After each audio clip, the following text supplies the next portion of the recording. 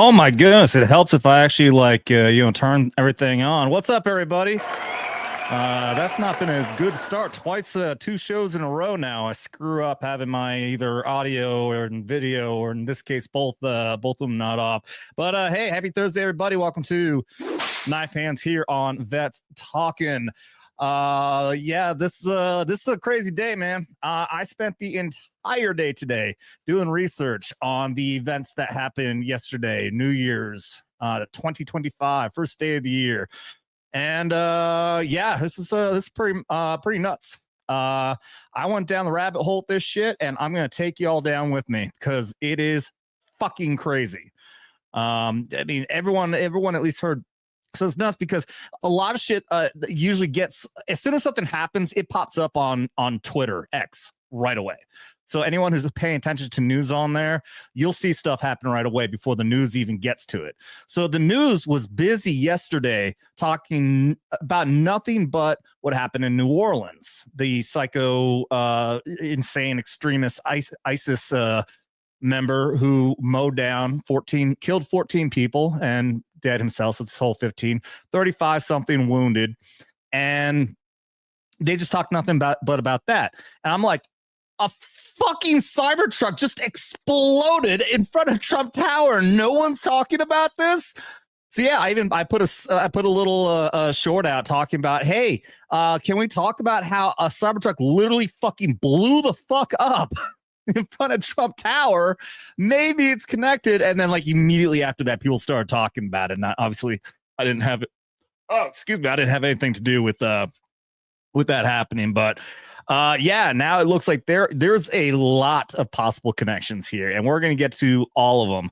But first, I'm going to go through and say hello to this amazing chat. Thank you, Blue Code, for popping in there first. I'm going to circle around. I'll get to that super chat here in just a minute. First off, well, here's Blue Code. What's up, buddy? Hey, got Bubba motherfucking Ford from the 504. What's up? And here we got Great Tang. What's up, man? It says, hail Marines and other branches of service. Thank you, buddy. You Marine? I'm going to assume so. We got Scotty, our machine dumber. He's a Marine. He's on here a lot, but he doesn't like coming on this one because he does not like talking politics at all. And that's pretty much most of what we do here on Knife Hands on Thursday. What is up? Justin Wright says, eating from the road, this veteran is locked up and magged up. Yeah, dude, everyone should be. It was fucking nuts. So I'm sitting at the bar. I'm having dinner. I had to go pick up some stuff, and I usually stop off at EC's down here in Osage Beach. And after I was done eating, I was drinking my beer, and I'm looking through Twitter, and I'm like, oh, hey, look, there's a shooting in Texas. Oh, a plane just crashed into a building in California. Oh, there's a bomb threat on the fucking highway involving an 18-wheeler. It was like one after another after another. I'm like, is this fucking coincidence, or is the country literally fucking going to war right now? Like, no shit. Yeah, make sure anyone out there, you got a gun, make sure you fucking have it on you. I mean, I feel very safe here at Lake of the Ozarks. There's plenty of times where I'm like, oh, I'll just be out for a little bit and come back. I'm not going to bring my gun with me because like nothing ever happens here. But now I'm like, I don't think there's any safe place, man. I don't think there's any safe place except for the places where you know that you're properly fucking locked and loaded, because these people don't hit fucking places that are anything but gun-free zones. What's up? Tim Hayes says, hey, Adam, there's too many people out there with TDS to notice. Yeah, you ain't lying. And what's up, Laszlo, the instigator? This was a Fed op, dude. Trust me, man. I'm gonna get to a thread here on X. I've been following this account all day. He's been popping with a lot of good information. This dude's clearly a former Green Beret himself. He's been talking to people, contacting people who was in 10th Special Forces group with this dude who blew up the Cybertruck, allegedly. And I'm definitely saying that like serious, because this does not seem like it was him. I mean, unless there's some crazy like MK Ultra made him do it, this guy was a patsy. Like, I don't know what the fuck happened. This is so fucking weird. I'm gonna go down the rabbit hole with you guys. Trust me, some of the stuff I'm gonna say tonight is gonna sound pretty tinfoil hat, but I'll show you the reasons why it's actually possible. All right. So what's up? Hey, saying hi also to Tracy K. What's up? Listening, working, driving. Cool. Let's see. What are you saying here? Sean Ryan interviewed his CIA field agent buddy, Sarah, from a few weeks ago, chilling.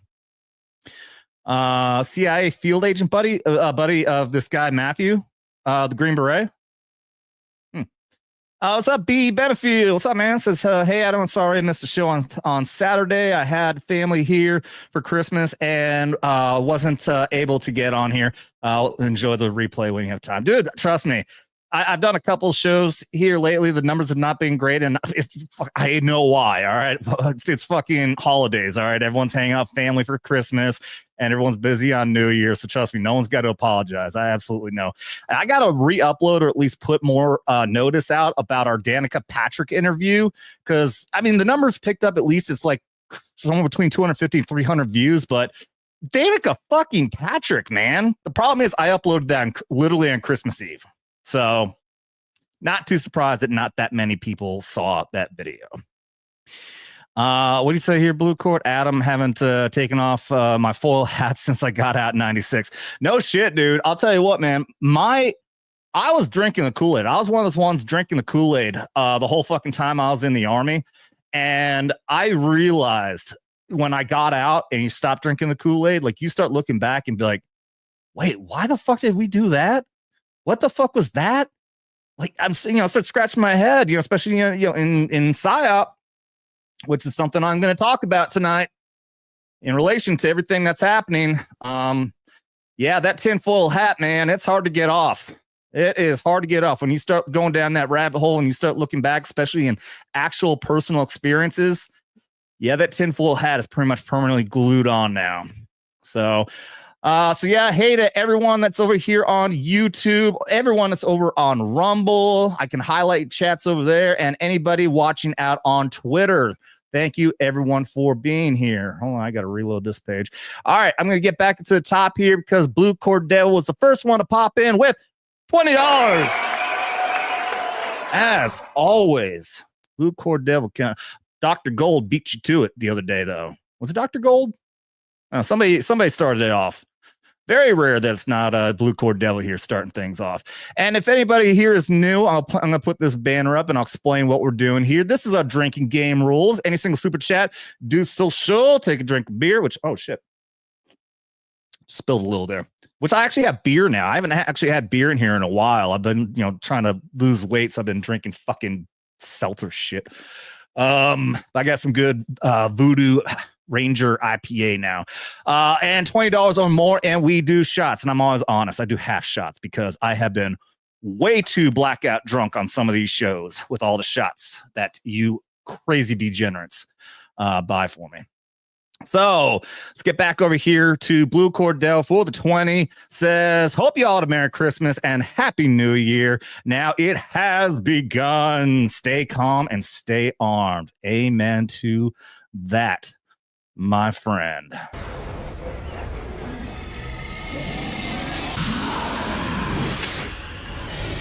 It has begun.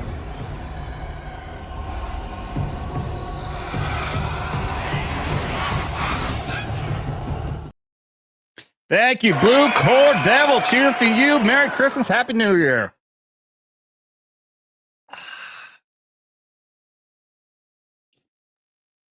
By the way, I told this before too, because I was drinking so much straight whiskey that it's starting to burn my esophagus, like the lining. So I've had to dial that back. Normally I drink Redneck Riviera whiskey, which is what I have the warning sign up here. That's Redneck Riviera. But for some reason, vodka is better for me. So I got a giant fucking bottle of Deep Eddy Ruby Red. I don't care if it makes me look like a bitch. It tastes good. And I'm not doing straight vodka. Fucking hell no. No straight vodka, no straight fucking tequila or any of that. Only fucking liquor I'll drink straight is whiskey. I mean, unless it's like flavored like this is. I can handle that. All right, I saw a couple of people pop in the chat. Let's get that here, see who that was. What's up? Hey, thank you. Andrew Wordna says, like and subscribe and ring that bell. Thank you for that, man. I really appreciate that. Yeah, if any of you are new, and I do see numbers looking pretty good right now for early on in the show. And I know we picked up a lot of subscribers, especially because of AmFest. Apparently, I didn't expect this. I had 200 of these Vets Talkin stickers made, and they were all gone. I thought that I was overdoing it. I was going to have like a surplus afterwards. Apparently, I didn't make enough. All of our business cards too, and which unfortunately I was only able to make 50 of those. It was a last minute thing. So I appreciate everyone. Thank you very much. If anyone is in here and you found us through AmFest at Turning Point USA, let me know. What's up, Justin Wright? Says search Ryan and Ryan/Sarah Adams on the Sean Ryan show. Okay, I'll have to do that. What's up? Pope is in the house. Yes, we are misbehaving as always. Hayden says Tito's vodka is the way to go, brother. Tito's and club soda. I can't do it. I can't. I don't care what the vodka is. I can't drink it straight. Can't do it. By the way, the background here, I still have it on Christmas theme. I haven't gone into the settings yet to change it back. I usually have it's white on the inside and then alternating red and blue in the back for red, white, and blue. Haven't been able to go back and change it yet. So yeah, let's first, you know what, before we get to the main topic, which by the way, also Jake says he's gonna try to pop in here at some point. That's Jake Angley Chansley. Blue Cord, you're it's gonna be one of those nights you're not even gonna let me fucking get to my topics yet. Before I get to that super chat, man, let me show this. So in case y'all didn't know, the college football playoffs are happening right now. And last night, or New Year's, on New Year's Day, the Ohio Buckeyes just fucking destroyed the other team. I can't remember what the other team was. It doesn't matter though. But this is their quarterback, Will Howard. Apparently, thank God, is Lord and Savior. I assume what their meaning is in an interview after winning the Rose Bowl, and then he wasn't. And then he was the only player on the team physically blocked from going on stage. This is fucking infuriating.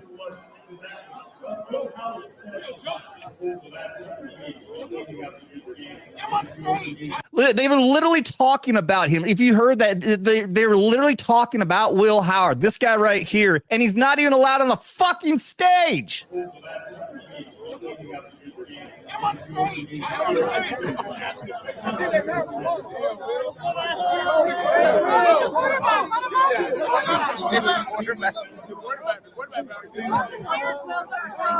Yeah, I know they're blocking over there too. Guys, there's a weight limit apparently.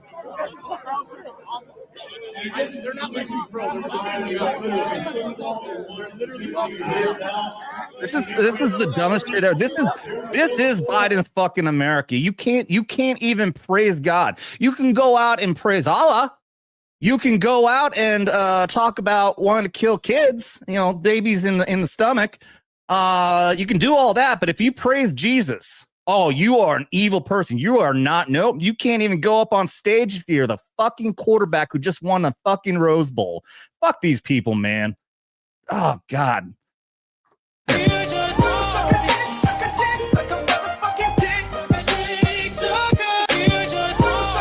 Fuck, I hate these people so much. And I wonder, so I caught the very end of the Sugar Bowl where Notre Dame just destroyed the other team there too. And that's by the way is the game that was being played in New Orleans. It's supposed to be played last night. Was it? Yeah, yesterday is the first. Yeah. God, today my brain's fried, man. And any day I'm just sitting down doing like nothing but research, staring at the computer screen. Woo. But the quarterback for that is like he intentionally went over the top. He was doing this interview, and it was just, "Oh, praise be to Jesus. I thank the Lord Jesus Christ." I mean, over and over again. I'm like, yeah, fuck yeah, dude. That's what you do. I mean, it's a Catholic school, so of course. But yeah, you cannot hate these people enough, man. They are so pure fucking evil. They hate anything that's actually good and pure. like believers of Jesus. And mind you, I've said this before, I'm not a huge religious guy either. I don't go to church. But I mean, I believe in Jesus. I've never read the Bible all the way through, but I don't know. I don't know what my point is getting on that, but dude, you cannot hate these people enough when they just hate anything that's good and pure, and they embrace everything that is evil. They're real fucking demonic assholes, man. All right, let me pour this shot here. What is up? Hey, what's up, Ruben? Ruben is in the house.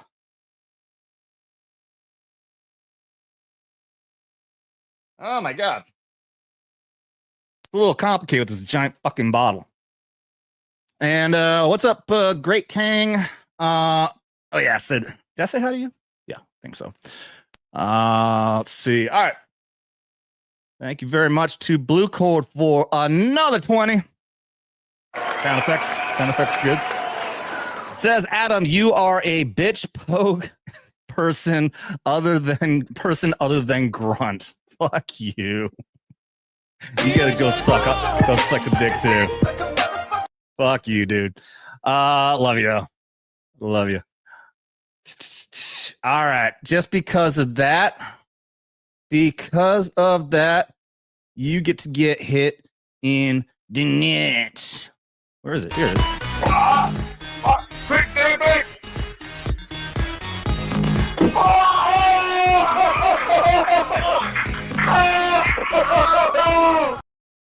Go suck a dick, Blue Cord. Love you, buddy.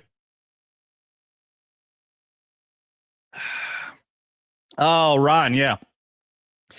So here's the thing. It wasn't the passport, it's the ID card of the Green Beret who supposedly burned. This fucking Cybertruck was torched. Like everything was fucking burnt in it. He had 2 guns in there, and like all the fucking plastic was all melted down. But his ID card came out. It was just a little bit melted, but you could perfectly make out make out his face, his name, everything else. It's just kind of a little burnt. It's one part. And it was both. No, I don't know, but no, I heard they were saying that it was that, and it's like his fucking smartwatch or something. I think he might be. I mean, I could be wrong. Trust me, I could be wrong. But I've heard everyone making the comparison of 9/11 because of the 9/11 hijackers. They were able to find all of their passports. Even though everything else was completely destroyed in the plane and in the fire, so the passports were perfectly fine. Anything else is going to burn in jet fuel, but passports are perfectly a-okay. Yeah, I haven't heard anything about a passport with this, but like I said, they actually have a picture of his fucking ID card. So I don't know, these new ID cards that the Army's putting out are some pretty badass fucking plastic. Pretty fucking badass plastic. But yeah, let me get over here and start breaking some of this information down for you guys. Actually, before I do that, let me do this. Put the little banner down on the bottom. Let's see. All right. So if you were living under a rock, here's the first event that happened yesterday. All right. And I will go into great detail because I'm going to assume that a lot of you guys have seen this. New Orleans attack happened a little after 3:00 in the morning in New Orleans. And the killer here, lived in Houston. So this is the first thing, is that we're going to be able to see a video here of the inside of the guy's house. I haven't watched these videos yet, so I don't know all about it. But so the guy's name is Shamsuddin Jabbar. Sounds like a real upstanding American name. I haven't yet seen what the connections are. The guy was born in the U.S. He was Texas born, but he's got a fucking Middle Eastern Islamic name. The dude looks as Middle Eastern as possible. What the fuck just happened? So I really want to hear what his family lineage is. Like, did his direct family just come over from one of these countries from the Middle East? I've seen a lot of reports on his time in the Army. He's a veteran, and it looks like there's nothing bad even happened. This guy didn't have a bad record. He was honorably discharged. He wasn't infantry or anything. Like, he was like IT or some shit. Let me get down here. Oh, this is it. I didn't see this. Photos inside the mobile home in a majority Muslim neighborhood in North Houston. Okay, so revealed multiple copies of the Quran, a book on Christianity, and a book about teaching children about Islam. Now, it's no secret I do know for a fact he even posted that he joined ISIS like about a year ago. But apparently he knows so little. Like, we're not talking about this dude is actually Middle Eastern. He has a lineage, but he didn't even know which way the ISIS flag was flown. He had it upside down. He had it on a pole in the back of the truck, and it was upside down. So he didn't even know the right way for the flag to go. So clearly he doesn't even understand Islamic writing or Arabic. Let's see. Jabbar, 42, rammed the white truck into a crowd full of New York revelers in New Orleans on Wednesday around 3:15 a.m.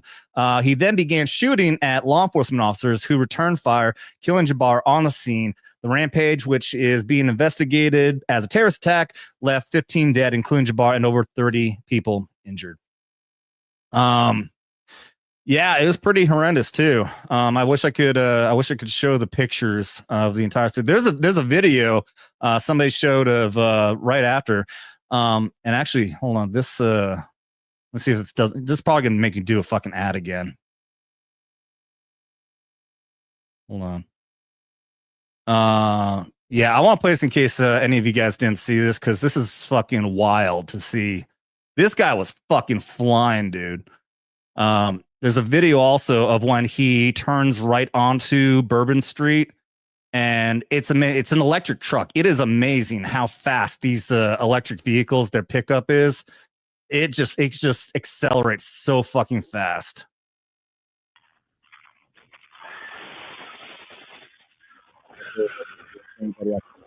So I'm not going to get in trouble for YouTube. That's fucking crazy, man. That's fucking insane. So apparently also inside the truck, he had IEDs. He had improvised explosive devices that he was planning to set off. And I didn't know about this, but I read an article. Let me double check if it's on here. They're saying an update that Biden did a speech. It's crazy that he can still even fucking talk and say anything at all. And apparently he had planted IEDs in coolers in multiple spots around Bourbon Street. And no, it's not in this article, but that's insane. So apparently he had a detonator and he just wasn't able to set it off, which is surprising to me, though. I mean, you would think that if you're this guy and you want to cause as much chaos as possible, then as soon as you crash, because he hit some sort of like a crane or something, that's how he ended up stopping. Why didn't he just immediately hit the device then? Why did he hop out for a gunfight where he knew this was going to be suicide by cop? So if he actually had IEDs ready to be exploded, why didn't he fucking explode them? That right there leaves me, if this is Biden, this is his administration saying this, how much do we fucking trust those people? That leads me to be even more suspicious of the possibility that this is a false flag attack, that they want you to be as scared as possible of this kind of shit. You know, they got out. Biden and them are not trying to cover it up. They're out there saying that this is absolutely true, that this is a horrendous attack. And they're even going as far to reveal more information about it. This is not normal for them, especially if it's a white dude and they can call racism or call a way to try to claim that guns need to be taken away from the Americans, then they would do that. But they're not doing that here. This guy had an AR-15. He was using an AR-15. How come the leftists right now are not saying, take the guns away, ban military fucking assault rifles? They're not doing that, which leads me to believe that they wanted this to happen. Yeah, makes as much sense as a $3 bill. Let me get to some of these super chats here real quick. Justin, I'm not real quick. I like giving all of you guys proper attention and love for the money that you are so willing to, for some reason, give to me. I don't understand it. Justin Wright for 5 says news is saying he popped himself before in the Cybertruck too. So that's the Las Vegas event. And yeah, that's really weird too. That's one of the really weird rabbit hole things we're going to get through is they heard a gunshot go off about 15 to 20 seconds before the truck set on fire and exploded. How the fuck does that happen? He shot himself apparently right in the mouth is what they're saying. And one of the speculations is coming from this ex-Green Beret on Twitter that I'm going to get to his post. He's saying, so it was a 50 caliber Desert Eagle. And he's saying that's so convenient that you did that. You know what that's going to do? That's going to turn his face to fucking mush. So they're not going to be able to identify him. So how convenient. He's torched. Won't be able to have any identifying marks. They're saying that you can see some of the tattoos. I don't know. But it sounds like everything's perfectly set up so that you would not be able to identify this person. They are just going to need DNA testing to prove whether or not this is, I forget what his last name is, but Matthew. It's his first name. So that's so convenient. And now we just got to wait for the FBI, who we don't trust, to come out and tell us if the DNA says it's him or not. Same people who said, oh, we definitely know that these hijackers were in these planes because the fucking passports miraculously survived and they're the only items that did not burn in jet fuel. So yeah, we don't believe you. We do not believe you. Why the fuck you lying? Why you always lying? So Justin Wright, thank you very much as a social. Appreciate you. And Great Tang for 10, thank you. Says, I was thinking it was the wife. It was the wife, her boyfriend, set this up, maybe. I saw someone else speculating that too, because his ex-wife, who I think I saw, they've been divorced for like 10 years. He just had a baby with another woman. We haven't been able to find out who she is, but we do know the first wife by the name Sarah. She is a big time anti-Trumper, big time hardcore leftist Democrat. Who does sound like a TDS kind of person. And we know that Matthew, is a Trump supporter. That's one of the things I was going to get to. This makes no fucking sense that he would want to go forward with a terrorist attack at Trump Tower when his friends are coming out and saying, this dude is a Trump fan. He's MAGA. He would never do this.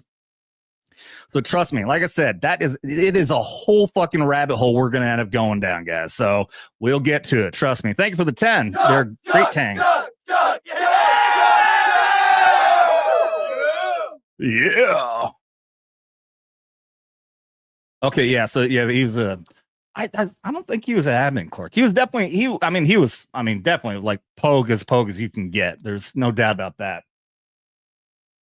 Because obviously a lot of times when you're up hearing about like, it's a fucking the veteran or something like that. Well, I mean, not something like that. If it's a veteran, and they go through with like, some sort of a shooting attack or something like that, you assume that it's probably like someone who's trained like in infantry or something like that.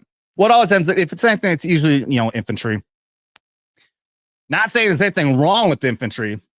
I'm just saying you don't see like special forces, Rangers, going out and, killing innocent people. Because you think about it, those are the guys, like, they really took the extra step. They're the kind who really love the military, really love the country, and really want to fight to protect people. So they're not the kind of people who are going to go out and just mow down innocent people. Whereas infantrymen, I spent plenty of time around them. There are some fucking dipshits, some real fucking assholes. Those kind, they don't end up making careers, obviously. They're the kind like, they'll do their time and then get out. But, yeah. That's your boys, Blue Cord. Thank you for another 20, buddy. Heard these two and the last Trump shooter were all at Bragg in the mid-teens. Yep. you guys are getting to it before I can. There is a very strange connection. Now, here's the thing. We haven't been able to get the timelines yet. We do know that they were at Bragg, stationed at Bragg, similar times. And apparently they also both deployed to Afghanistan similar times. They've not been able to find out or confirm if they're at either one of these at the same time or if they're even in the same unit. And even if they were, you're not going to see Green Berets and whatnot go to fucking battalion headquarters to go talk to the admin guys. Or I guess you'd also have, your headquarters company. That's not something you normally would do. I never interacted with anyone who dealt with my administration shit unless I really had to. Maybe you got to bring if he was admin, you go to S1 and you bring paperwork for whatever, like leave, or maybe you're bringing for submitting award fucking documents for your company command or some shit. So it's very, very. But oh my god, I feel like I need to sneeze, but I can't. Oh, that is so annoying. All right. So yeah, I'll get to a lot of that evidence here in a bit. But for now, let's honor that 20 with let's go with this.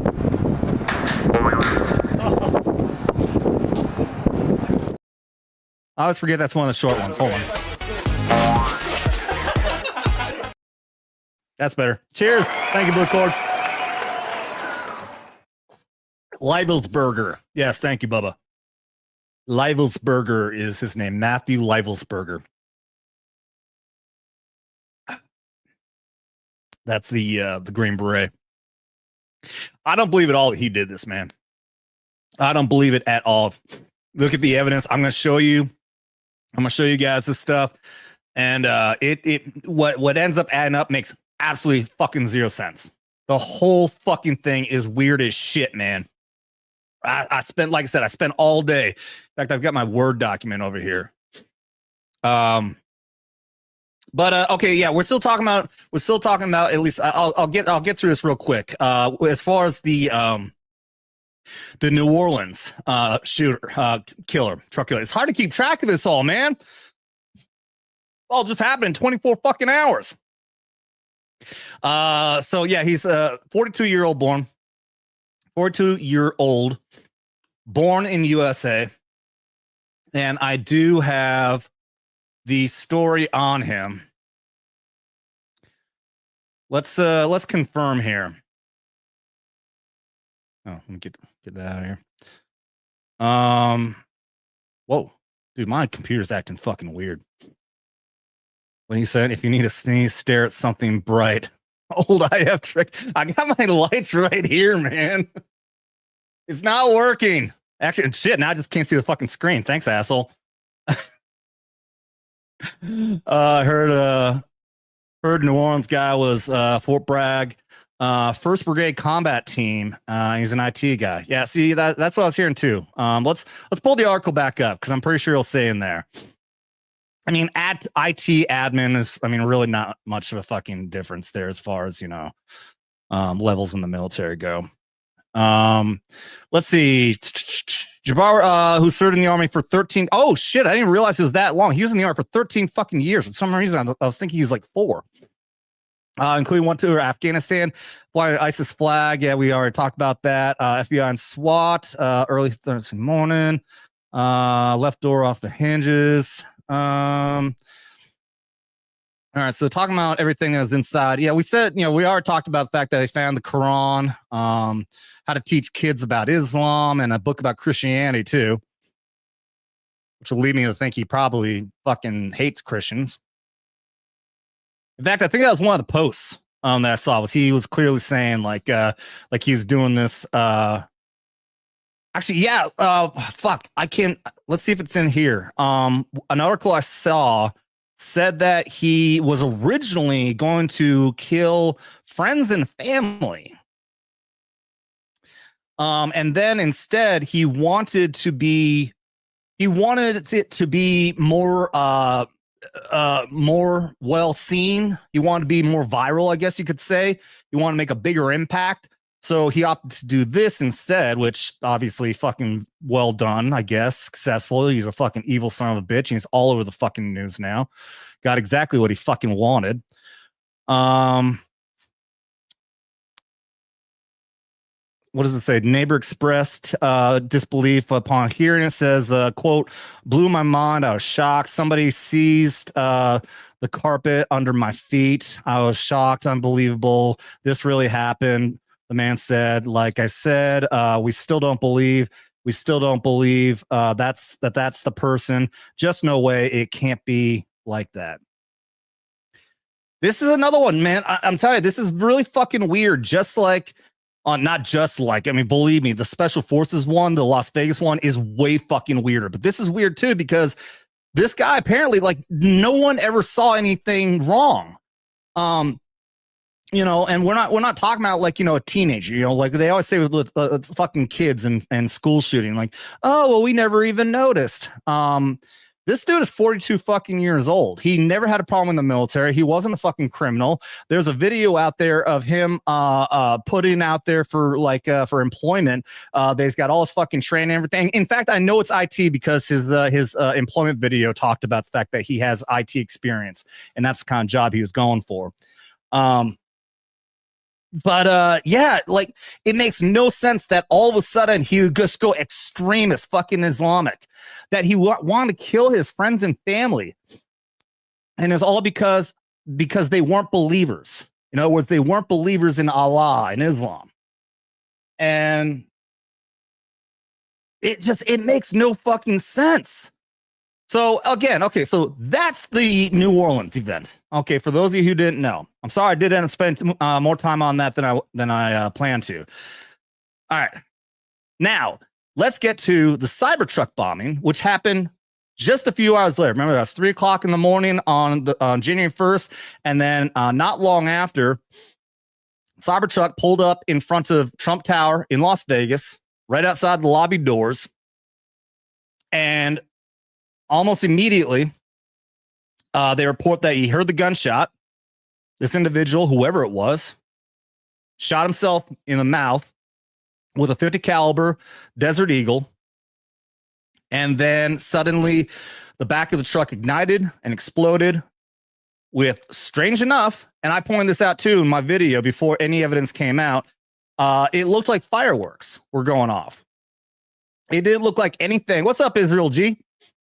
It didn't look like anything at all that you would see. Like, you see, there's been plenty of videos seen of these electric vehicles like set on fire. They don't explode, and they definitely don't explode with all these sparkly shit exploding afterwards. I'm like, that looks like fireworks. And come to confirm, the back of the truck was just loaded with fuel cans, propane, shit like that, and fucking fireworks inside the trunk of a bulletproof fucking truck. This guy was 19 years in the Special Forces. If y'all didn't know that, he was 19 fucking years. I guess they're saying 18 his first year. I'm assuming that means he was probably an 18 X-ray, which means he went in initially. He had to go through infantry basic training and then the extensive fucking time period that it takes to become Green Beret. So I don't know why people are even nitpicking at that. He was 19 years Green Beret. It was his career. 1 year away from fucking retirement. Just had a baby. Just got promoted to Master Sergeant. He just he could have retired next year and had a litany of fucking jobs coming at him with that kind of a career. He could have done anything he fucking wanted. And he was a Trump supporter. People who knew him said he would never do this. One, because he's not that kind of guy. The dude had no issues or anything like that. You're not going to get that long in Special Forces and become a fucking team leader, Master Sergeant, if you got fucking issues. None of this adds up. And I'm going to get down to there's so much fucking more. And the first thing that got pointed out early on, and I'm really shocked that nobody picked up on this because I confirmed this is real. All right. So this is the first post that I saw. And this is confirmed. Matt Leivesberger, very German name, by the way. He was stationed in Germany at the time. 37 of Colorado Springs was the Las Vegas Cybertruck bomber. per News Nation. Leisberger, who killed himself in the blast, was still active duty Green Beret operations sergeant who was on leave from Germany, where he was serving with 10 Special Forces Group. Per multiple U.S. officials, authorities are now continuing to investigate a link between Leisberger and the New Orleans attacker, which we're going to get to, as they both served at the same base, Fort Bragg. I'm glad everyone is saying Fort Bragg and not fucking Fort Liberty.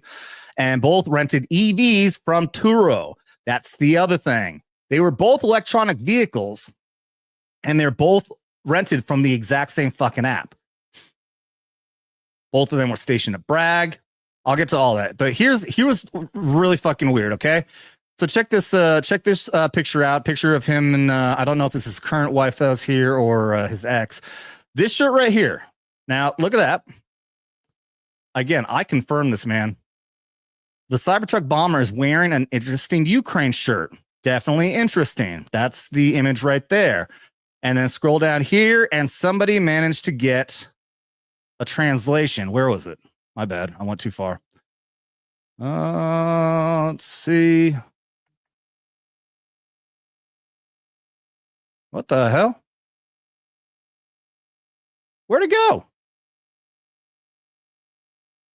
Oh, come on.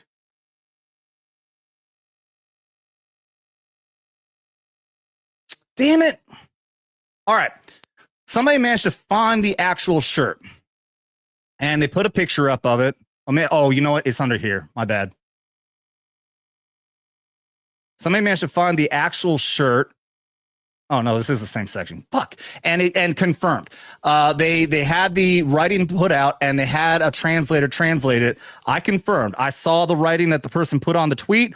I looked at the shirt, confirmed it was the exact same writing in Ukrainian, and I translated the same thing to make sure it was something along the lines of "Glory to Ukraine." It was a pro-Ukraine shirt. So that right there does raise alarms for this individual if he's such a big pro-Ukraine guy. But he's active duty military. All right. Just like we were saying earlier, drink the Kool-Aid. Maybe in the military, they're drinking the Kool-Aid and they're all about fighting for Ukraine. Not all of them, but we can't hate on this guy too much. But nonetheless, that is a pro-Ukraine shirt. Is that a reason why he would attack or want to attack Trump Tower? I really find that hard to believe. I find that really hard to believe. They say that he's a pro-Trump guy. He's put on posts before. There's some posts that I've seen people putting up saying, showing him that he has very based ideals. He's definitely on our side as far as conservative values go. So it's very, very hard to believe that that this guy is any kind of a Trump hater that actually wanted to kill or hurt Donald Trump in any kind of way. Glenn House is in the house. What's up, man? Welcome. Israel G says, yeah, he definitely looks like a guy about to get unhinged. Yeah. No, the guy's very fucking, very chill, dude. I mean, chill as in like he's not a crazy fucking leftist or wanting to go out and kill everybody. Yeah, nothing's adding up. The Vegas deal is very suspicious. Absolutely. 18 series and an E8. That shit doesn't add up. Yeah, man. Dude, people don't fucking. Makes no sense. You put that much fucking effort into your military career. Now they're saying that one of the things that's coming out is that, in fact, I think I had the tweet here. All right. Yep. I'm going to pull this up. So this is the account that I've been following all day. This somehow just popped up.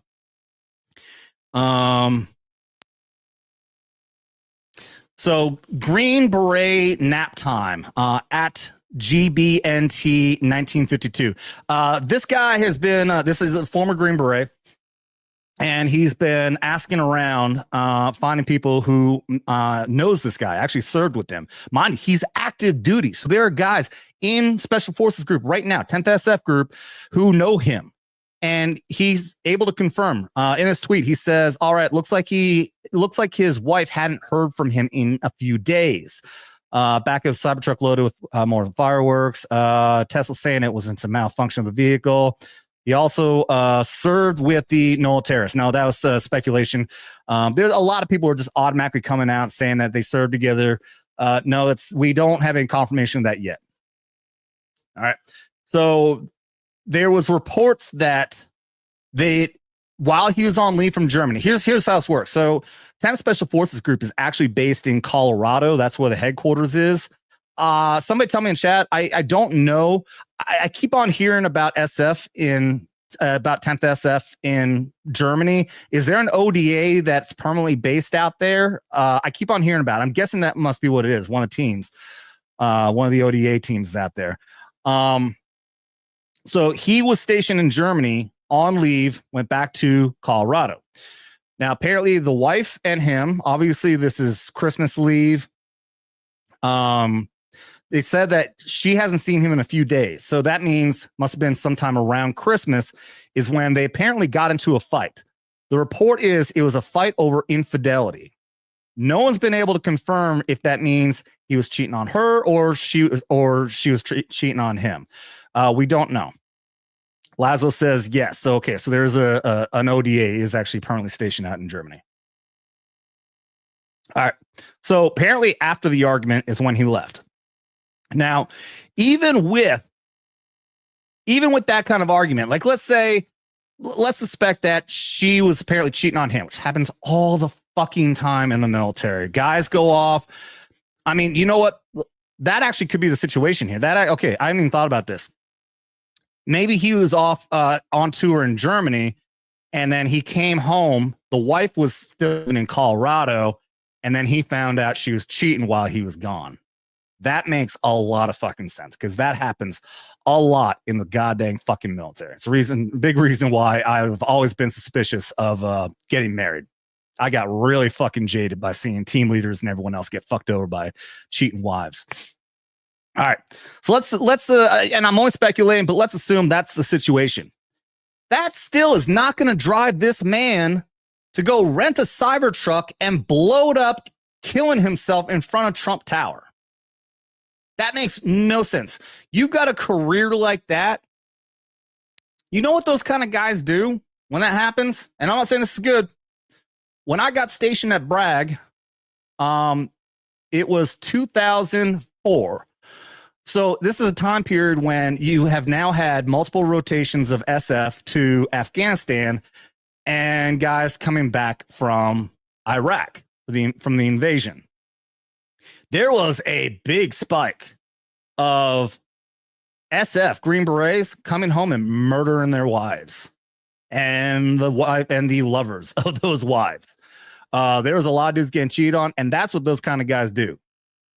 The ones who really snap, they fucking kill those people. They don't go blow themselves up in a fucking Cybertruck at Trump Tower. Makes no fucking sense. They drink and they get laid. Yep, that's another thing. Yeah, the ones who really snap. That's what I'm saying. The other ones, yeah, they'll just say, fuck you, bitch. Fuck this shit, I'm out. They'll just flip the bird, fucking go off, drink, and go fuck the nearest fucking chick who'll just lay back for them. I was gonna get a little more inappropriate and dirty. I'm like, nah. There'd be women listening. I don't want to get that bad. All right. So that's the first step. Okay. Let's get into what this guy's career is like. Over here, and over here. All right. So who is Matthew Leibelsberger? Matthew Leibelsberger, 37-year-old Army veteran, not Army veteran, still serving from Colorado Springs. Lucky him, by the way. He ended up joining 10th SF group and got to be stationed right in his same state. So it's told Denver 7 multiple addresses have been associated with Leibelsberger in Colorado, and FBI agents were investigating these properties. Leibelsberger was 100% a patriot who loved the Army. This is according to a family member who spoke with the Independents. Leibelsberger was 100% a patriot who loved the Army and was ardent supporter of President-elect Trump. Pictures from social media show him with a tattoo of a bald eagle and American flag visible on his shoulder. Let me make this page bigger. Not just for you guys, but also because I'm turning into an old blind man. Going to be like Gary Nerdrotic here in no time. Let's see. Quote: He used to have all patriotic stuff on Facebook. He was 100% loving this the country. His uncle Dean Lylesberger said he loved Trump and he was always very patriotic soldier, patriotic American. He is one of the reasons. It's one of the reasons he was in special forces for so many years. It wasn't just one tour of duty. See, making less sense. Lylesberger divorced. I didn't read this entire article. Holy shit. I should have read this earlier. He divorced his wife, who now lives in South Florida with her new husband several years ago, but shares a newborn with his new partner. And in September, posted a picture on Facebook of himself cradling the infant in his arms, according to his uncle. So partner. So I guess this is a girlfriend, and we still don't know who she is, which really that really surprised me. How do we know more about the ex-wife than we know about his current baby mom, I guess. Over the past few months, an array of photos of Lylesberger posted from Germany, including pictures of himself proposing to his partner. Okay, so they're at least engaged, and the ring he gave her have disappeared. Oh, interesting. Okay, so the past few months, these pictures of him and this girlfriend / fiance have started to disappear. So it sounds like something was going on in that relationship. Where did he serve? Lylesberger was in the Army for 19 years. Lead Special Forces. He was in Special Forces the whole time. First years he was training. He is believed to have joined the Green Berets as communication. Okay, he was communication specialist, went into intelligence. He did mountain training, blah, blah, blah, blah. He did a lot of very cool shit. He was listed as remote autonomous systems manager for the Army. I guess that means a drone pilot. Stationed in Germany, he's on leave in Colorado Springs, where he rented the Cybertruck and drove to Nevada, law enforcement sources say. One of the really weird things also, I watched the fucking press briefing when they got all the information, and they show the route that he took. Now, mind you, Colorado up here, I know it'd be opposite for you guys, and Las Vegas down here. The most direct route would have actually taken through the Rocky Mountains and come through west through Utah. I've driven through there. I know the route. I did that exact fucking route going from it doesn't matter. He took a very, very long route south and then went west. They know exactly where he was because they were able to track all the fucking charging stations he had to go to, of which there are so fucking many. Doesn't these things take like 2 hours to charge? He had to stop like 12 fucking times. What a miserable fucking trip that's got to be. You got to keep stopping for hours at a time to charge your fucking truck. Ugh. Anyways, so anyway, and here's his fucking ID. Look at that. Able to see his face. His name was his name was a little burnt, but you can see E8, Master Sergeant. Yeah. I guess you could make the point that, it was in his wallet, in his back pocket, covered up by his ass. Still, though, I don't know. It's still very sus that this did not completely melt, and you're able to make it out still. You're right. Yeah, B. It looks like it was burnt in one spot. In fact, yeah, look at that. There's that one spot right there that looks like you could say that somebody just stuck something like a cigarette right there, and it caused this rest of burning around it. That makes no fucking sense, man. That is really fucking weird. It's 10 Special Forces mountain and cold weather warfare, so that's why they got to do all that cold shit. You know what? I never made the connection that 10 Special Forces does that, and so does 10th Mountain Division in the Army. Huh. I wonder if that's intentional. Something about the number 10 for the Army means that you're going to be cold and miserable climbing fucking mountains. I'm glad I go to fucking Fort Drum. Mal's a very skilled warrior. Yeah, I'm not going to read all this. A lot of praise. He was also summa cum laude. I never really did learn what this means. He's like really fucking big, graduating in college. award given to, he went to Norwich University in Vermont, which is crazy. I lived a half hour from that university. When I was in high school and in junior RTC, we went up there all the fucking time to Norwich University. They're a big fucking military academy up there. One of the most renowned outside of West Point is Norwich University in Vermont. So that's fucking weird that I have that connection. Let's see. Praise. Oh, here's the fucking map. Look at this. This is the route he took. Okay, so up here, he's in Denver. You take this road, you go over the fucking Rocky Mountains, go through Dugway Proving. I keep saying Dugway. Grand Junction. Grand Junction is one thing. And you go through Utah and come down here. This is the route I took when I was up there. This is so much shorter. That route is so much shorter. And even if you're, I guess this is the secondary route, you have to go all the way down here because I think this whole area here around the Rocky Mountains, like the Rocky Mountains is so, like there's only a couple routes that go through the Rocky Mountains. So I think that as an alternate route, this is the only other way to go. And it's really weird that he stopped off in Las Vegas, New Mexico first. Is it possible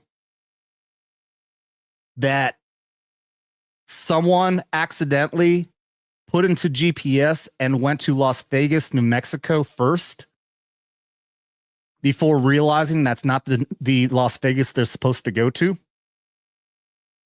Because he stopped in Las Vegas, New Mexico. That is suspicious.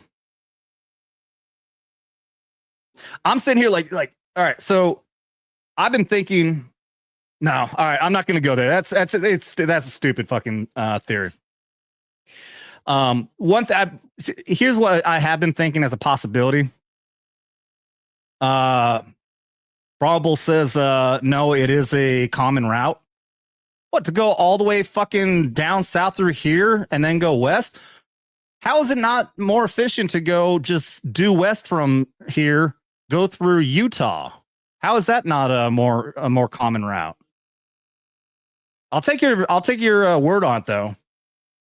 Route may be best for having charging stations. You know what? No, you're 100% right.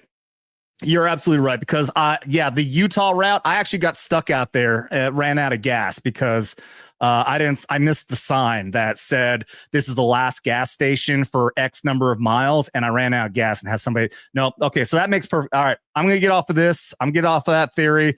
You guys are 100% right. That fucking other route. There's such a long distance of absolutely nothing you fucking drive through. So yeah, that absolutely makes sense for anybody who's driving an EV. Let's see.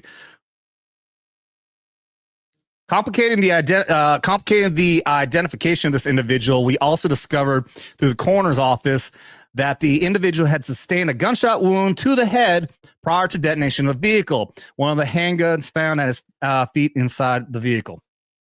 So here's the other thing that's really fucking weird, okay? The guy bought 2 guns on December 30th, 2024. Just like 2 days before he went out to do this. Why would a Green Beret need to go out and buy guns? Why would he not have his own?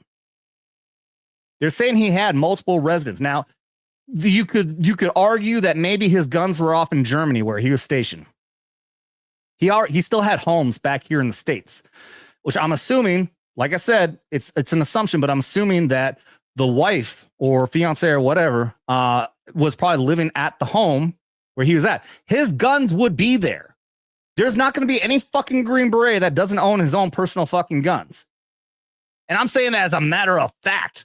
All right, we can't bring civilian weapons to Germany. Yeah, that's what I figured. Yeah. I mean, mind you, I was an 18-year-old fucking dumbass. I didn't own I owned a fucking hunting rifle, but I didn't have it with me when I was in the army.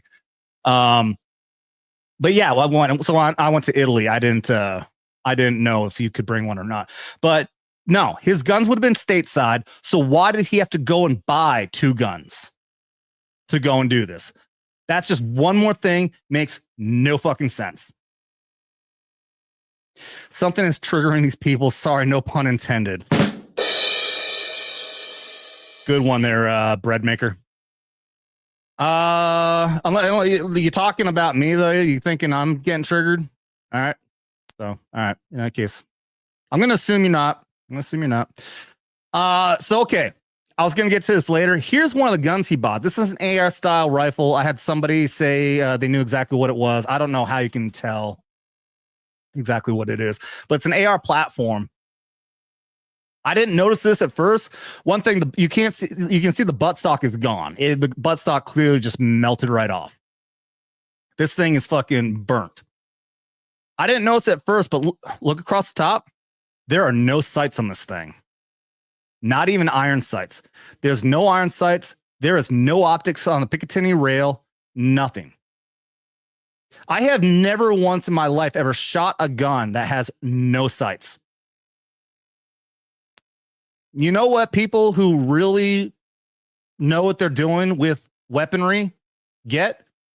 The best fucking optics possible, especially if you actually plan on using it in either self-protection or in this case, it would be an attempt at murder. He's gonna fucking get killed anyways. It's his plan. So why would he not get optics? This makes no fucking sense to have a rifle with no sights on it at all. And on top of that, why would he even have a fucking rifle if he was planning on blowing himself up in the truck? That makes no fucking sense that he would even have the rifle. The pistol, I understand. He wanted to off himself. People asking, even that Special Forces account, it's not a bad question. They're saying, why would you shoot yourself right before suicide by suicide bombing? Well, I think that anyone with common sense is going to know that it's not really going to kill you with all the fucking fireworks and everything. So you're probably just going to end up suffering in fire. So it makes more sense to off yourself, fucking self-deletion, before doing that. But again, though, the theory that this guy has, and it makes sense, is that you fucking pop one in, your face with a goddamn 50 cal. It's going to make you unrecognizable. But no less, this is just one more thing. Like I said, I'm going to go through a fucking litany of things that make no fucking sense in this goddamn fucking story. All right. Before I get to that, though, let me get over here. You obviously were not making fun of me. Bread maker for $20. Thank you so much. Says, wishing you a blessed new year and that the year is filled with joy and abundance for you. Thank you. Thank for all you do and so much more for your service. Thank you so much. I really appreciate that. I'm trying to pour a shot with a cap on the bottle. That's fucking brilliant. Uh-oh, retard alert. Retard alert, class. That's for me, not you. I'm a fucking retard. I'm a retard that gets to talk into a camera and get paid for it. And I can't thank you guys enough for that. So with that, I think that's definitely got to be his first super chat I've ever got from Breadmaker. So thank you, dude. Really appreciate you. For that, let's make sure I get a good one for you here. Yeah, all right. You get to watch an officer get a concussion on a tank.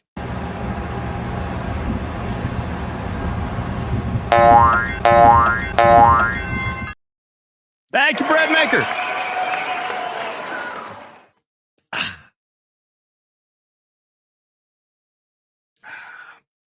Feds will fed, says Laszlo.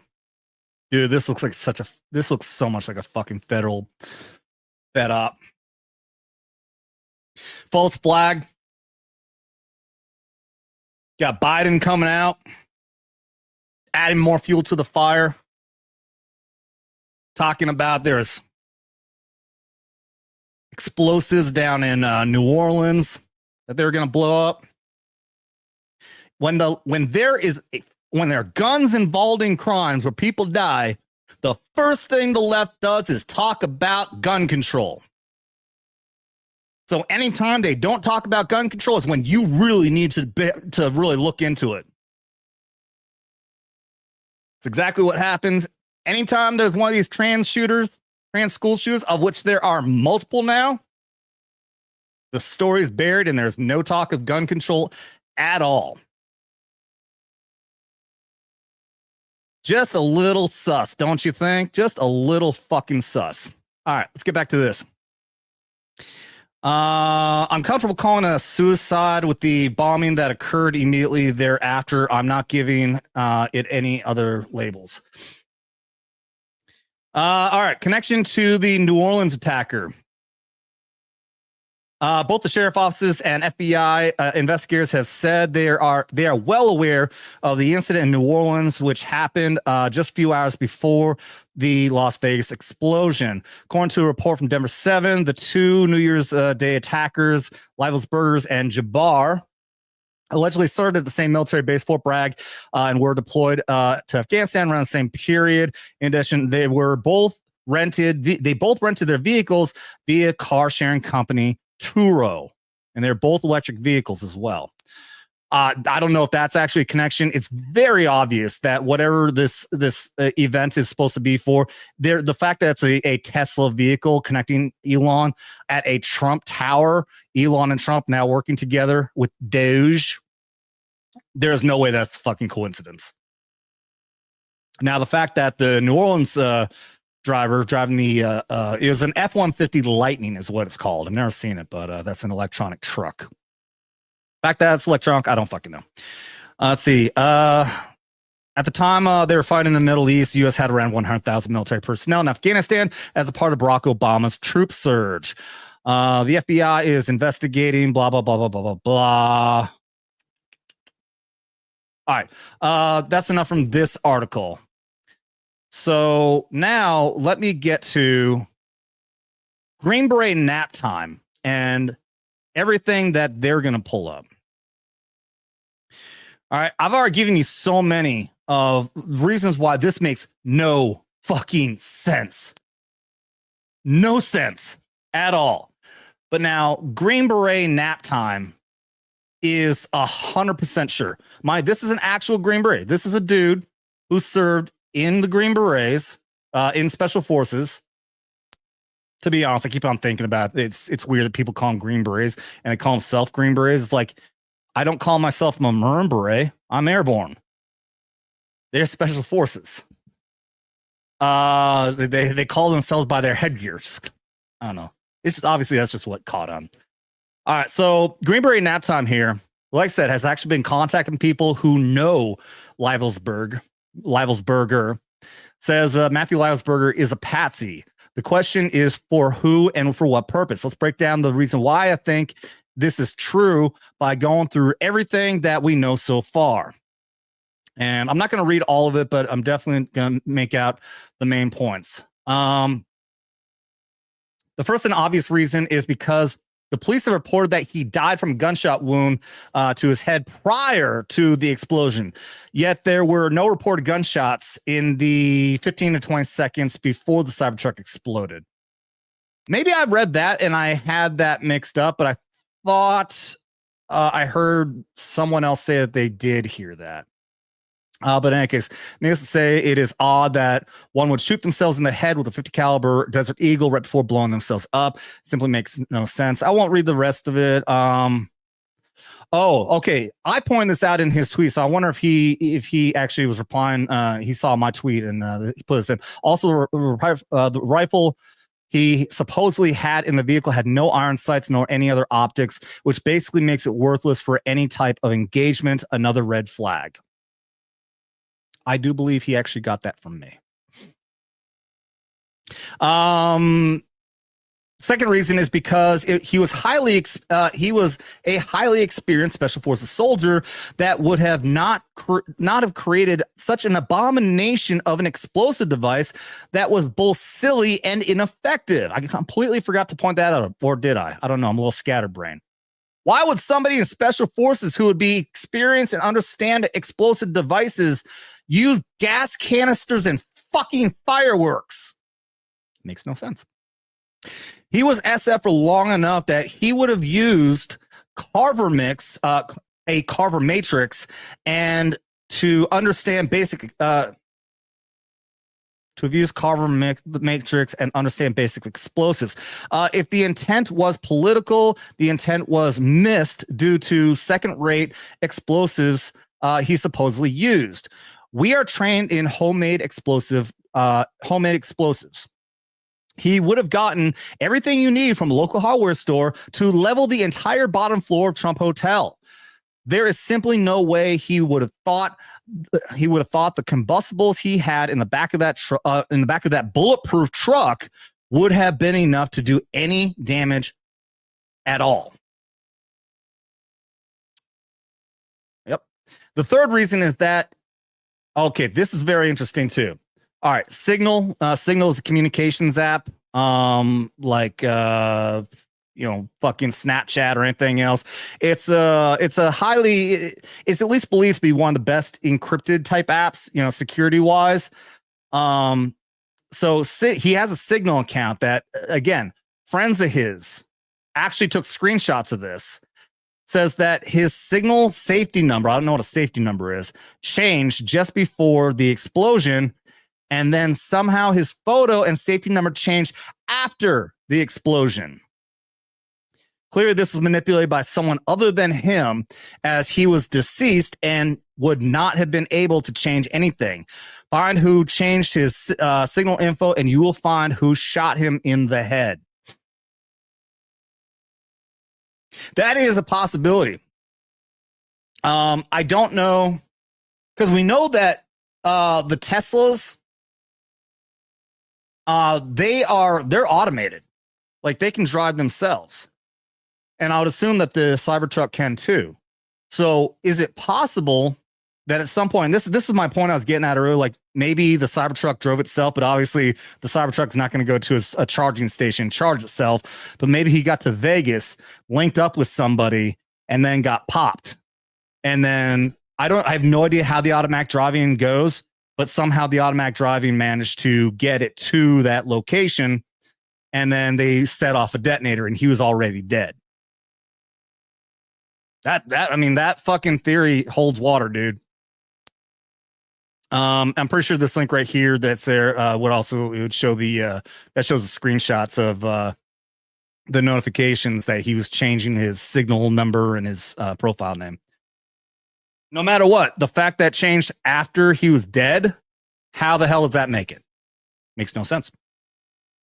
The fourth reason is that Green Berets that knew him are convinced that he would not have done this, nor would have had any reason to do so. At AngerTab has also reported that he was approached by someone. I forgot about this.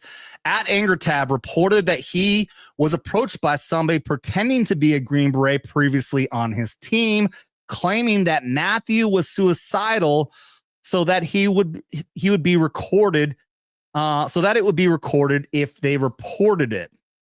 And obviously what he's saying that he was contacted, not approached in person, but approached via like Twitter or something like that. It's through an account that was claiming to be somebody else in their ODA and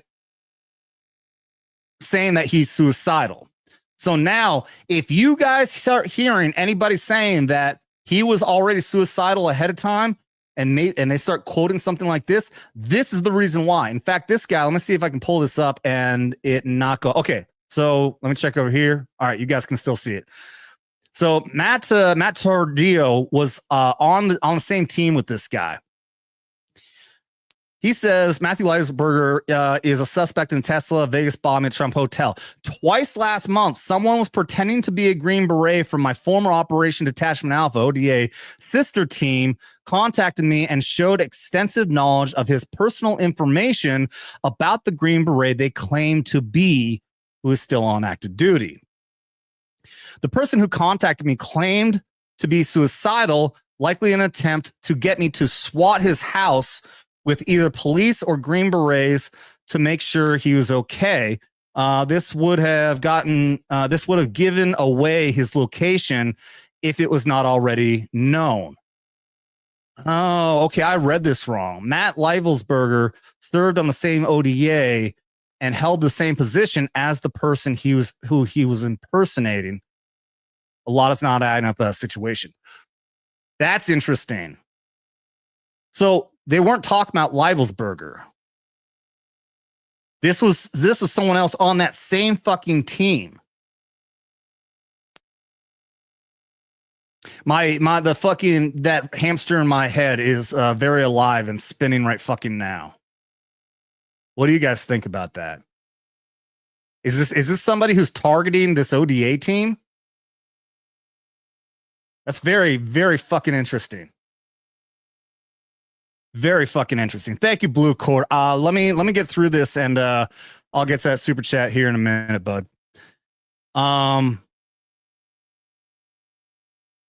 So I wonder. Yeah, I think Greenberry Nap Time here got this mixed up because he does say claiming that Matthew was suicidal, so be recorded. So that wasn't right.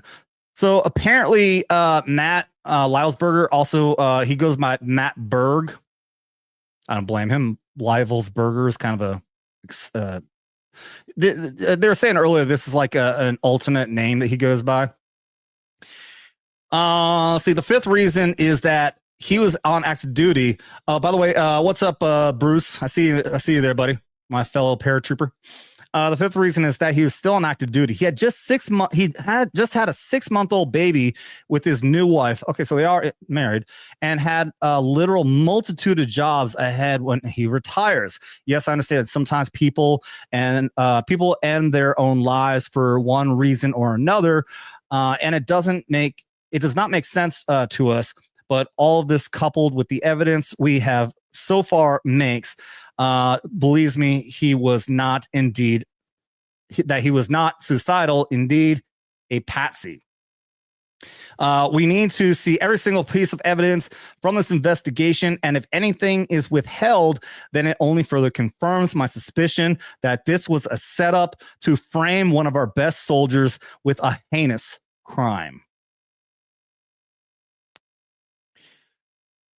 And the last, also on a side note, the 50 cal shot to the head ensured that his entire head was little more than splatter, destroying any hope of obtaining matching dental records in the process. Tell me how this smells. It smells like fucking bullshit is what it smells like. This smells like someone is fucking lying. Why the fuck you lying? Why you always lying? Because that's what the fucking federal government does. Jay Seebney says he thinks that the wife did it. I don't know, man. This is way complicated for just a civilian, man. This is professional fucking operation right here. This is government level shit. Especially when you have fucking federal agencies going out there and like saying 100% this is definitely him. You can't tell me that they don't already have all the same evidence. They see the same thing that we do. So again, it's more if they're going out and saying this is absolutely him, when everyone else is looking at all this very obvious evidence and we're saying there's no fucking way it's him. If they're saying it is, then I believe even more that it's not. And that there's some reason that the FBI and ATF and everyone else wants us to believe it's him. Then that, again, like I said, if the FBI, the Biden administration, ATF, if they're saying one thing, believe the opposite. So I don't believe that this could be the wife. I understand why you that would be your theory, but there's no way she could pull this off. Not just a regular civilian, not a chance. Plus, where's he? We think that it's possible that that's not even him in the fucking vehicle. So where is he? Probably buried out in the woods, 6 feet under, or, however the government gets rid of dead bodies. Because that is way too elaborate. Thank you. What's up, Sour Shell? Says, I was thinking she hired someone to do it. I mean, yeah. All right, I didn't think about that. You're right. There could be like a fucking highly professional hitman. Yeah.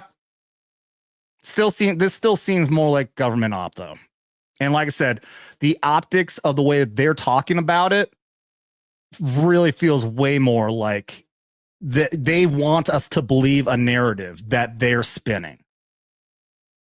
You know, I don't understand why the government would be so adamant to want to.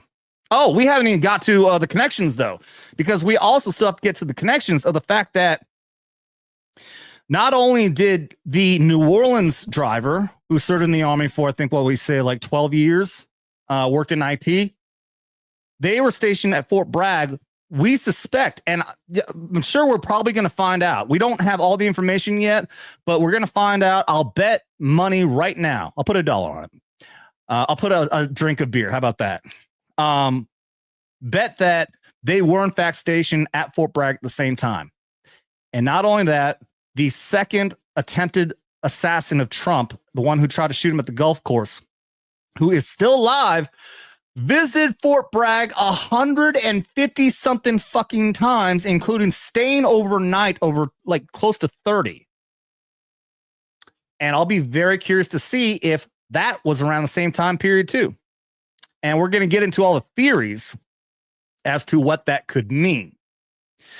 But first, Blue Cordell for another $20. Oh, Vice, what's up, man? Dude, you guys are killing it tonight. Thank you. Thank you. Blue Cord says, I was a professional fireworks, and a firefighter for a firefighter. Holy shit. All right, compose yourself, Adam. Let's go. I was a professional fireworks, and a firefighter. The amount of fireworks he had in the vehicle would have caught the battery on fire. Damn near impossible to put out that fast. Have fought 3 EV vehicle fires.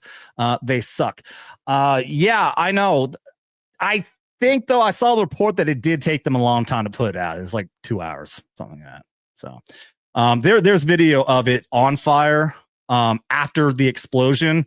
Can't remember what that is. That's the first thing that we saw until they actually, because initially everyone just thought this was just a fucking fire. Like, you only had this one video, someone recording from inside Trump Hotel of this thing on fire, and you hear the occasional popping, which I think that's the batteries going off. So we had that initially, and then it took a couple hours before we got the video from the outside of the actual explosion of it. And everyone who knows anything is looking at that now and saying, yeah, EVs don't do that. Holy shit. Wait a minute. Blue Car, I'll get back to you here in a second. Laszlo said, I was with the Golden Knights at Bragg from 01 to 04, so I'm connected, just a coincidence. That's fucking badass, dude.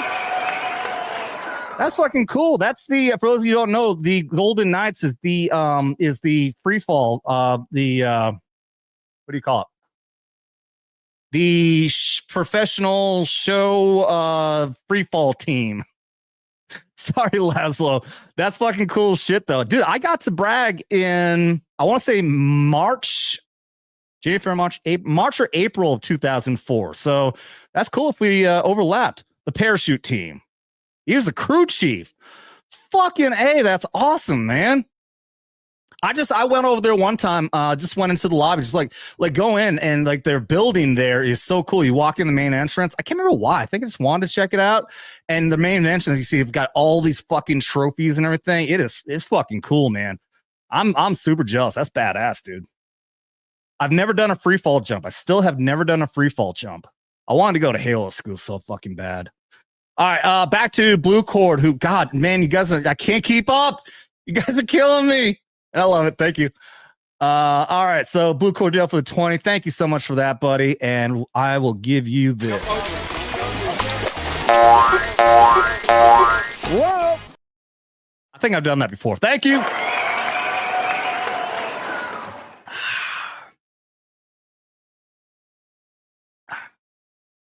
Airborne Demonstration Team. Yeah, that sounds like the better name. Oh my God. Okay. All right. Thank you guys so much. Laszlo says his name is on the pedestal for the statue. I'm assuming that you're not saying stature. Being in aviation on Golden Knight's extremely rare job to have. Oh, dude, that's fucking cool. Hell yeah. I'll bet. Because I know a lot of those guys, like a lot of them were actually Halo. And because you're Halo, then you've already got the experience, and Halo is typically always going to be special operations. It is a rare circumstance for someone not in Spec Ops. I hate that I even said that. Nobody says Spec Ops. Yeah, I think I said this before that I had a possible chance because in PSYOP we were in special operations, and if I had kissed the ass of my commander enough, then I might have been able to get a slot in. Because sometimes they'll do that. You know, I had no reason to go to Halo school because obviously, if you're Rangers, Special Forces, Navy SEALs, you have an actual operational reason to do it. But in some cases, if there's a slot open, then you can get prioritized being in special operations, even in PSYOP, if you get a letter from your commander. So I just never fall through with it. All right, enough about me talking about that. But that is super badass, man. That is really cool. Hopefully I'll actually remember that you told me that. Because at this pace, I might get really fucked up here. By the way, thank you to everyone who's watching over here. We got 50 people watching over on X, 37, now 34. I guess I lost a couple. Over on YouTube, and 20 over on the Rumble. Thank you guys all for being here, man. And Vice for 20 says, great show, man. Keep it up. Thank you. I do believe you're another one that I've never seen even drop a super chat in here, man. I appreciate the fuck out of all of you guys. Thank you so much. And so for that, I'll give you this. That wasn't an approach.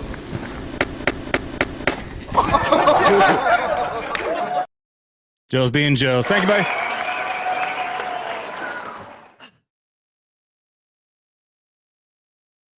I'll say this. Maybe pretty kind of, bitch for drinking Deep Eddy fucking vodka. I don't care, man. I was saying earlier why I can't drink whiskey. At least not for now. That's a real easy shot, though. Doesn't burn at all. Not one bit. So I love this stuff right now. All right.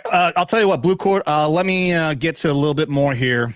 I want to talk about the Fort Bragg connection, and then I'll get to your next super chat there, bud. All right. So, okay, I'm going to pull up this tweet. I saw this going around on a lot of, I didn't see this information on any of, really big news sites. It's kind of like on blogs. Oh, excuse me, on blogs and then this one fucking page, I have no idea what it was. So I didn't believe it initially until I found its source. So it's saying that Tony Saruga here says that after extensive cell phone, laptop, and vehicle GPS data analysis going back 4 years, Ryan Wesley Routh, who is the attempted assassin of Fort Bragg at his golf course, visited Fort Bragg 147 times and stayed overnight on 29 occasions. Now, again, why? For one, apparently he lived in Greensboro, North Carolina, which is not that far from Fort Bragg, and apparently he is a veteran. So now with a simple VA card, you can gain access to military bases, but typically you're going to do that to go to say the grocery store. We call it the commissary, because you get tax free. Anything you buy on base is tax free, so you can get cheaper shit. Another reason is if you're traveling, you can go to the hotels on base. The hotels are always cheaper than the ones than civilian hotels. So there are those reasons. Also, you can use their MWR facilities, go to campgrounds and shit like that. Fucking Fort Bragg had a huge campground. But other than that, why would somebody be going on base 147 times and then staying overnight as well? What was this guy doing? This is a fucking weirdo. This is a fucking weirdo who became obsessed with Ukraine and went over there to fight with them. The videos and everything we've seen of him, he is fucking weird, man. And Class 6, you're right, Lazo, and go to the Class 6, which is our liquor store. That's a big reason. Fort Bragg, North Carolina is home to, it says right on the sign, the home to airborne and special operations. Okay, you got 82nd Airborne Division there. You have United States Army Special Forces headquarters there. In other words, like all of Special Forces. But there are two Special Forces groups here, 2nd Group, 7th Group, and it's home to JSOC, Joint Special Operations Command, which is the Tier 1 command that has all the units of Delta Force, which we know as CAG, SEAL Team 6, known as DevGru, and then a litany of other Tier 1 assets from the Air Force, the Marines, and all others, including an intelligence unit that nobody talks about that apparently is the real fucking super secret fucking guys. And also psychological operations, which I was a part of my second half of my career. All right. SWCC, the JFK Special Warfare Training Center and School, is at Fort Bragg, where they train the Special Forces, train psychological operations, and many other special operations training. It's just fucking, God damn.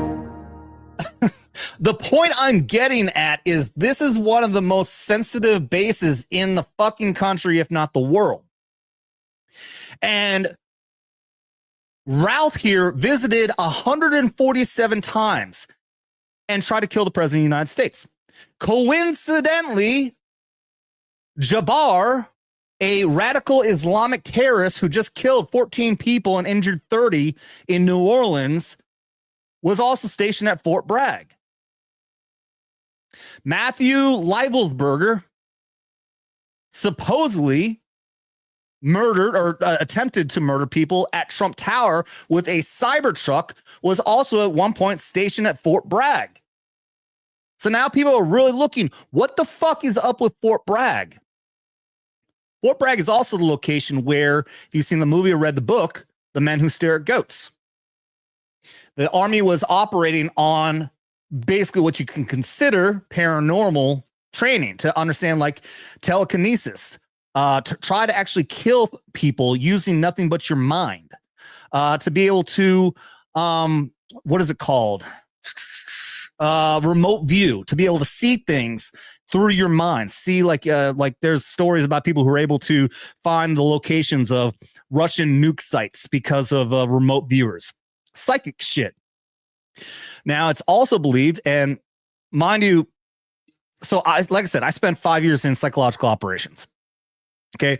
Nothing that I did had anything to do with brainwashing or anything like MK Ultra, anything like that. I was basically a psyop. Now, there are always rumors about like what happens at the higher level. Like we have psyop units at the fucking Pentagon. I have no idea what even goes on with the psyop. I knew a guy who got stationed over at the Pentagon from psyop. I don't know what they fucking do up there. Nobody does, because we're compartmentalized. In other words, what's happening in one part of the unit, the other guys in the unit won't fucking know because they keep it completely separate. Unless you have a reason to know, you're not going to know.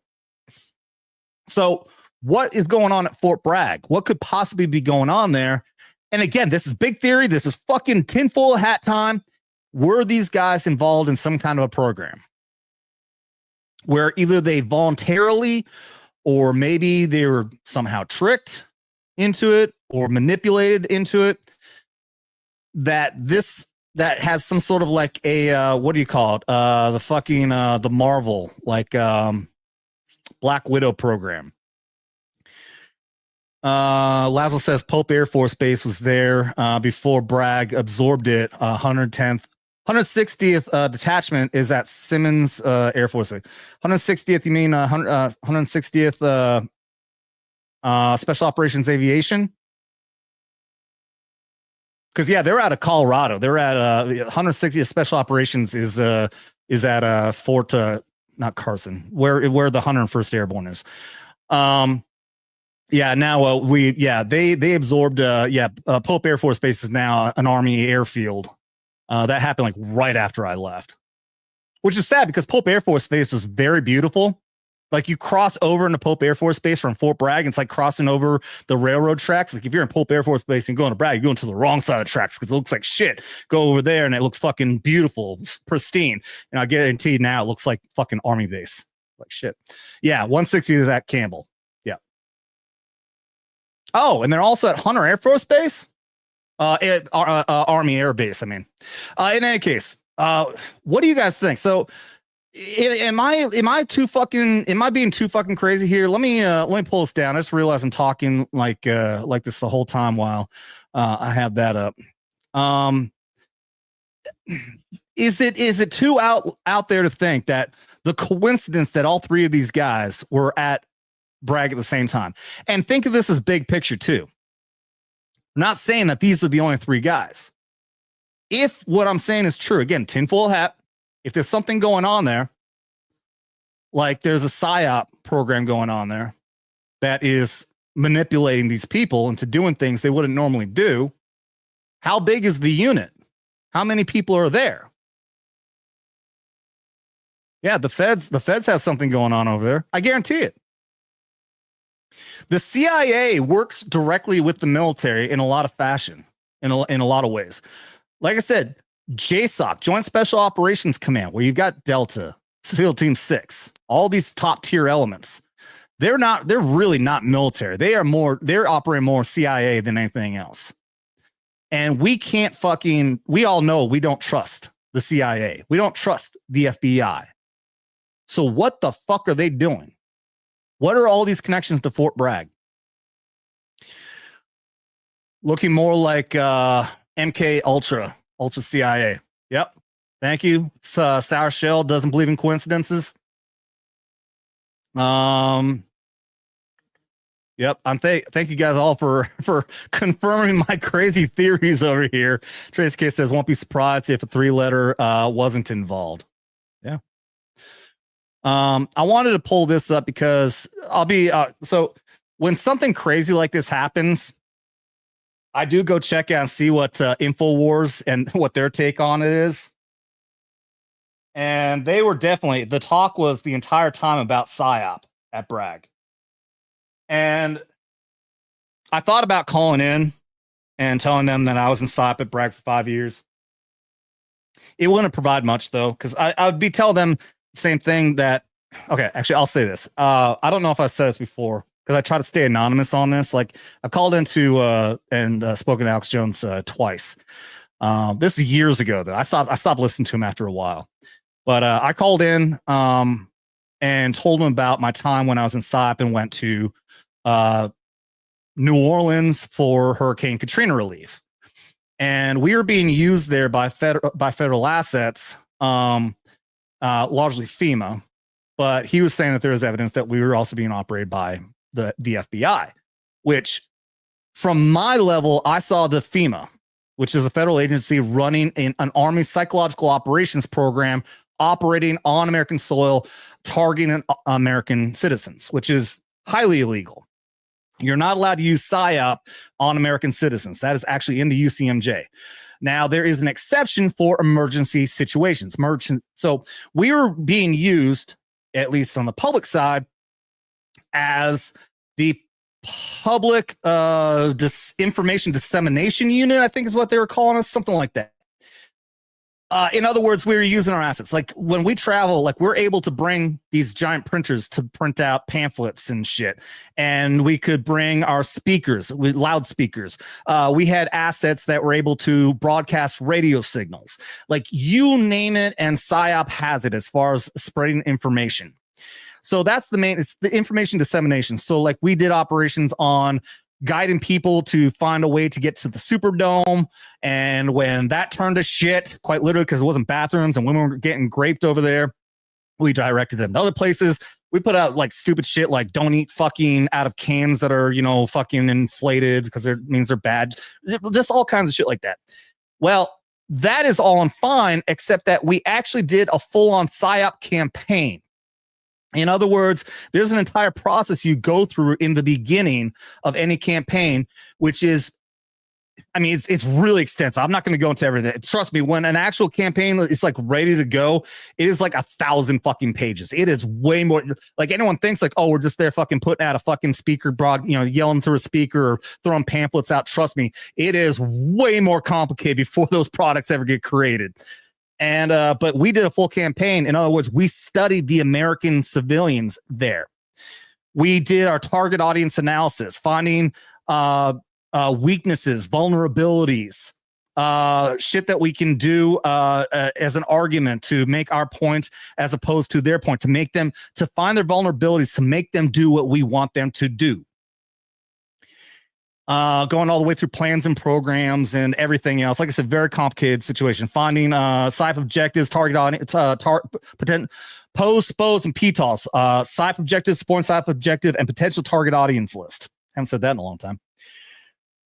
That is what we could have just put information out. Instead, we actually analyzed the American citizens and did a SIPE analysis on them. And I still wonder to this day if we gave that to the feds, if that wasn't an experiment to see how PSYOP is effective on American citizens, to use that as kind of a test run. So I told that, I called into Alex Jones and I told him about that. And he basically he was the first one who told me that, about the compartmentalization, that there's probably some kind of an element above us that was really running the show and running an objective that we didn't know about, because we thought we were just there telling people to go to the Superdome and what not to eat and all this other shit. Whereas compartmentalized, there's other shit at the top that they were doing something else with the American citizens. So, yeah, I wouldn't doubt that as a test run. I never said that publicly. Like when I called into Alex Jones, I even gave him a different name and a different location, because I've been like fucking paranoid, dude. Like if I put this kind of information out there, what are they going to do to me? I'm like, at this point, that's just not classified. Like what we did, like there are classified elements to it. Like anything that we, like I can't talk about exact operations. Like I can say I was in Iraq in 05 to 06, but I can't talk about what the actual objectives were, all that's all classified information. But shit like New Orleans, no, that shit, that wasn't classified, so I can talk about that. George Bush hates black people. Yeah. According to Kanye West, while talking with oh shit, who was that dude who played Austin Powers? If you guys don't know about that, look that up. Look up Kanye West. George Bush hates black people. Fucking legit, man. He actually said that. He said that. Mike Myers did his spiel, and then he looked over at Kanye, and Kanye just went, "George Bush hates black people," and Mike Myers was just like, "What the fuck did you just say?" Look it up if you haven't seen it, man. It's fucking hilarious. That's the fucking dude. Look at the comparison, man. Biden actually fucked up huge when it came to the hurricane that hit North Carolina. Massively. Huge fuck up. The money was gone. They spent all the money on fucking illegal immigrants. George Bush took 3 days to get the operation in place. That wasn't a mistake. That's how long it fucking takes. You can't, something fucking happens. You're not going to have fucking brigades of army troops and Red Cross and everyone there in a fucking, like that. It takes time. All right. It took 3 days and they called him racist. Oh, because it's black people in New Orleans. So George Bush hates black people, so he's not going to send anybody there. In that case, Biden hates white people because Asheville, North Carolina is pretty much all fucking white. Nobody cares about that, though. Only care about, racism against black people. All right, Blue Core Devil for another fucking $20. You fucking legend. Thank you. There are EV vehicles been underwater for 3 days, still on fire. Oh, dude. I don't doubt it. So, yeah, I guess still talking about the fire of the EV Cybertruck. I don't know, dude. You know better than me. I have no idea. I just I don't know. I would look it up, but I guarantee there's probably not any fucking article talking about how long it would have taken to put that fire out or something. But I appreciate the fucking 20 so much, man. Thank you so much. Let's do this.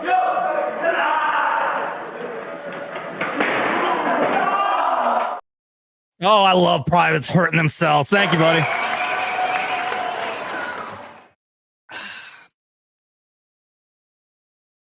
Blue Code says, yep, we were there. I want to get over here. Oh, we were there. Yeah, that's right. Okay. Oh, yeah, Asheville. Yeah. Yeah, me, Blue Cord Devil, Big Rob, and Scotty, our machine dumber. We all went to Asheville, North Carolina to bring medical supplies up there. That was donated by Big Rob. Yep. That's cool. That was very cool getting to meet you, getting to meet Blue Cord there. Hanging out, having shots together, actually getting all together and sing, cheersing together. It has begun. That was a lot of fun, man. That was a lot of fucking fun.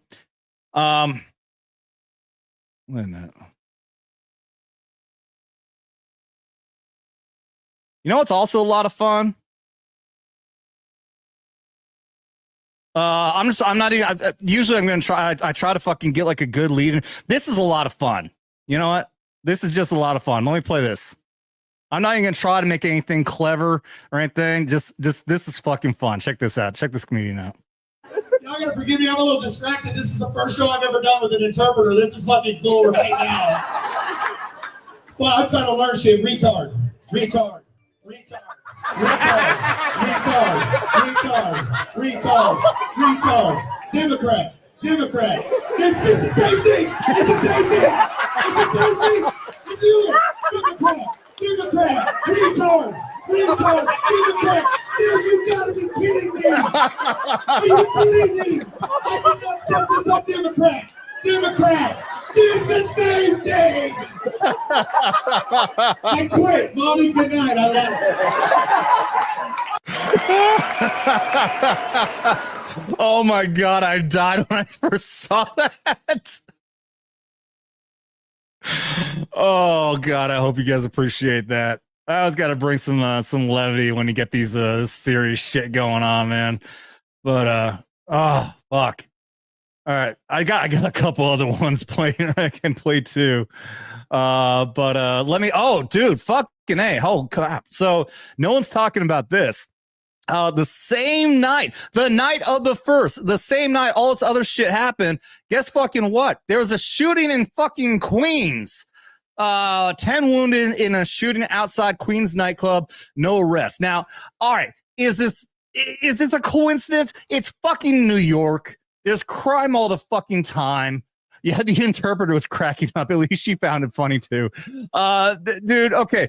But it's at this point, I'm looking at everything with a fucking, magnifier on. All right. I think I said this earlier. I was sitting at the bar before coming out here, getting some chow, and I started scrolling through my Twitter, and it was one thing after another, after another, after another of more shit that was going on today. Today, the day after all this other shit happened, there was a bomb threat involving an 18-wheeler that closed off an entire fucking highway, an interstate. Can't remember where. There was a shooting, another shooting. It was a shooting at a mall in Texas, I think Austin. And a plane crashed into a warehouse, like dead fucking center, somewhere else. I just kept on going through it. And then there was even more. Like all this shit. Like, is this a fucking coincidence? I said this. I said, you guys who have been following for a while now, at least, the past like 6 months, I've been saying this, that I really think that something's going to happen. Something big is going to happen that they're going to do to keep Trump from taking office. And it's been my suspicion that all of the fucking illegals that we've had coming in, we've already known there is hundreds of individuals on terror watch list that have been let into our country. The ones that have been caught, the ones that we know about. Not to mention the ones that we don't. And they're probably creating cells. They're probably organizing. So it's been my theory. And I was already, and mind you, I'm going to point out that I was wrong. I'm never going to sit here and try to pretend I wasn't. I said that I think it was my theory that they were going to let a bunch of fucking terrorist acts happen before the election in order to rig it, in order to say, don't go to the polls, have emergency lockdown, shit like that. I was wrong about that. That didn't happen. At least I didn't say 100% sure it's going to happen, but that was my suspicion. But then afterwards, it's my suspicion that at least after the fact that they're still going to pull something that is going to happen between now and January 6th or until the actual inauguration on January 20th. And right off the bat, the very first day of 2025, we have this shit going on. And could all the other shit be coincidences? Very well could be, because, man, if anything's going to happen, it's not going to be just some little fucking fart in the wind news that you're going to see popping through on Twitter. It's going to be something big. It's going to be a fucking Cybertruck blowing up at Trump Tower. It's going to be somebody mowing down people. It's going to be somebody with a suicide bomb fucking blowing up a mall.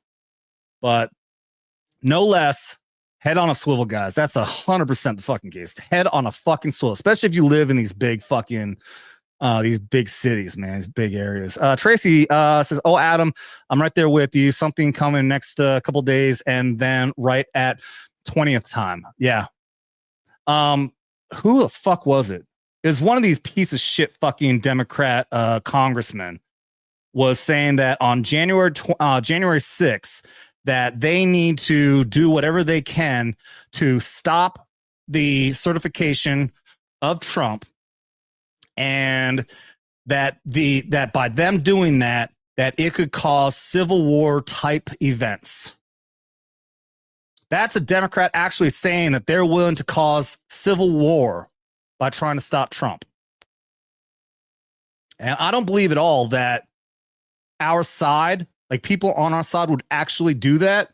I believe it's very possible that they can have false flags, that they can have people who they can claim are Trump supporters and go out and do something bad and then say, hey, look, they want civil war. They want to cause violence.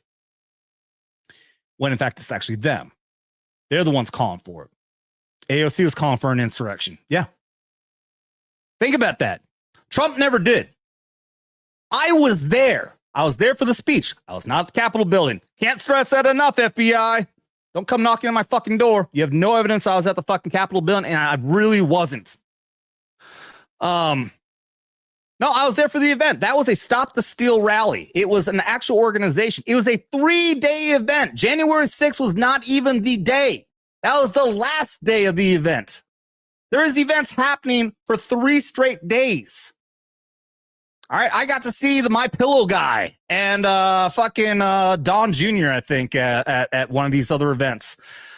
The fucking last event for the entire 3-day was already on schedule months ahead of time, was that after the speech at the Ellipse with Trump, we were all going to walk down to the Capitol building and peacefully protest down there. Have our voices heard peacefully and patriotically.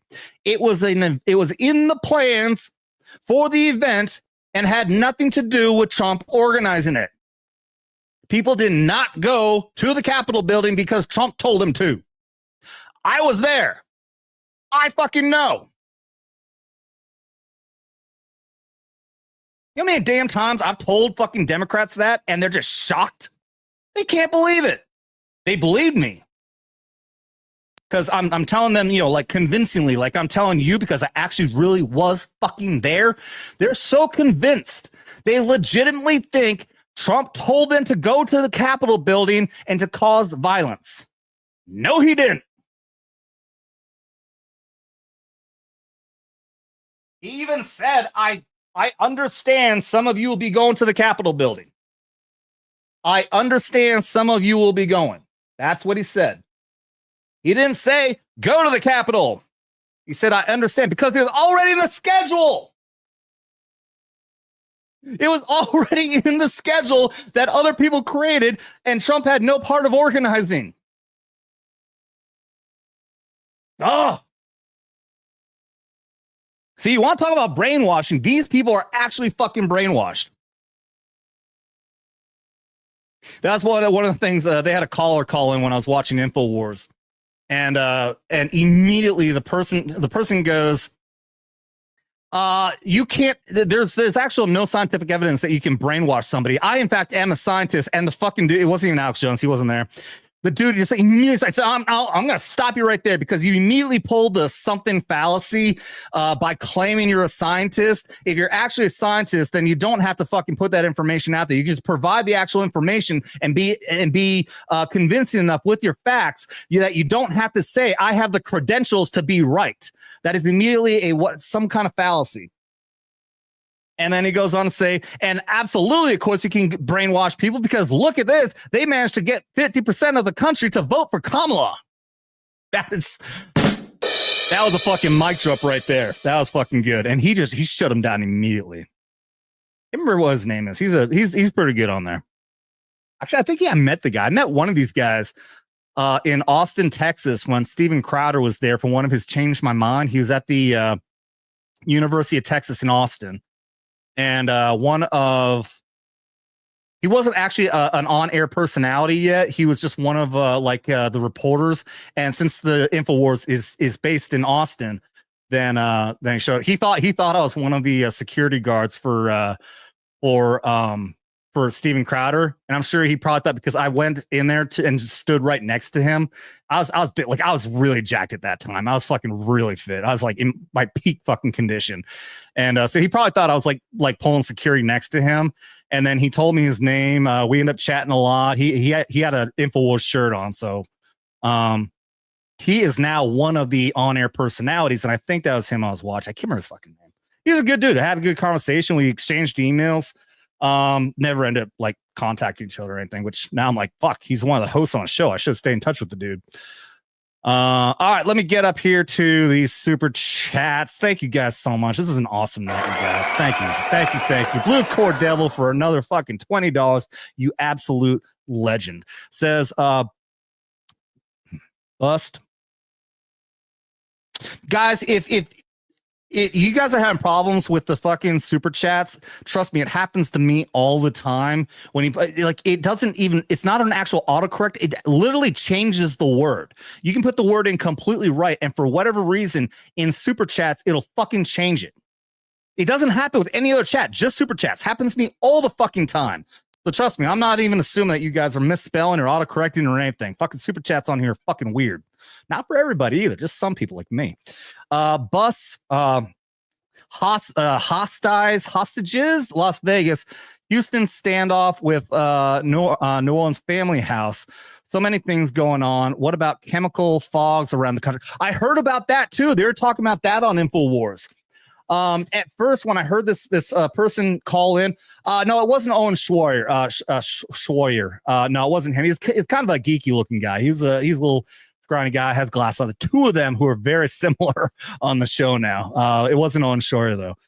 I did meet. No, I didn't meet. I think I talked with him. They used to have Biggs. Yeah, Biggs. There's a guy Biggs. He was 82nd Airborne. He was on show. I can't remember how, but I talked with him one time. He ended up, he's one of the guys. He's one of the J6 victims. He ended up in, I think he's still in fucking prison, man. I think Jason Biggs. Fucking terrible. The guy's an 82nd Airborne fucking vet. He was he's a sergeant. He was in for a long ass time. Just a good patriot, and now he's in fucking jail. Okay, so but something Las Vegas. Blue Core, did you correct in here? I don't see what you're saying. Houston standoff with New Orleans family house. Are you saying that there's a standoff with them with the family for the people in Houston? I haven't heard about that, but the fog thing is really fucking weird. So this lady called in talking about this fog that everyone's just saying is just fog, but people are actually getting sick. They're saying it smells like sulfur. And then they actually pulled up like a ton of fucking tweets and everything. People are actually out there saying that this shit is happening. There's a weird fucking fog out there. It's a chemical that smells disgusting, smells like sulfur, and people are getting sick, getting headaches and all kinds of shit.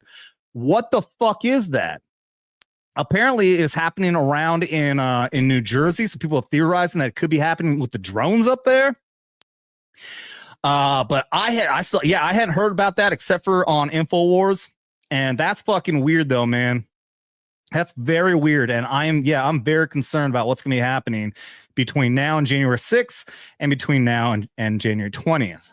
So, fucking head on a swivel, guys. Head on a fucking swivel. Pay attention. Stay armed. Do all that fun stuff, guys. Thank you. Let's get you a fucking shot here, Blue Cord. What haven't we done yet?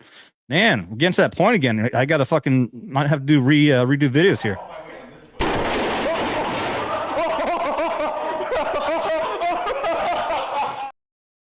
Thank you, Blue Cord.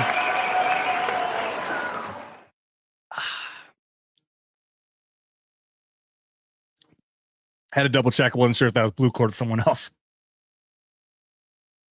My bad. Let's see. I saw you guys popping in here a bunch of stuff. Let's see.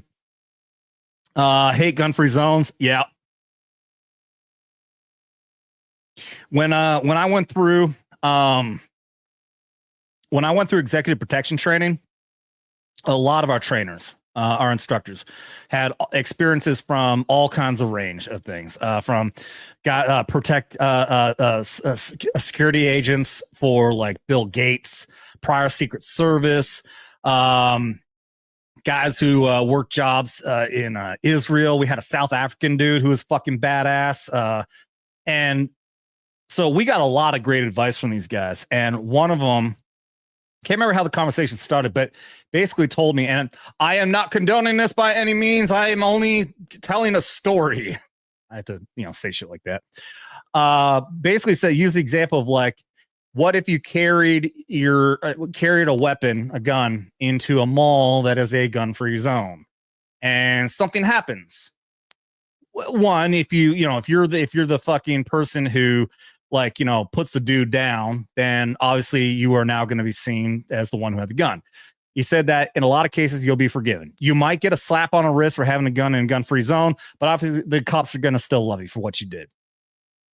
If something happens and let's say you're getting taken out and fucking like they're checking people as they're going out and you've got your gun on you.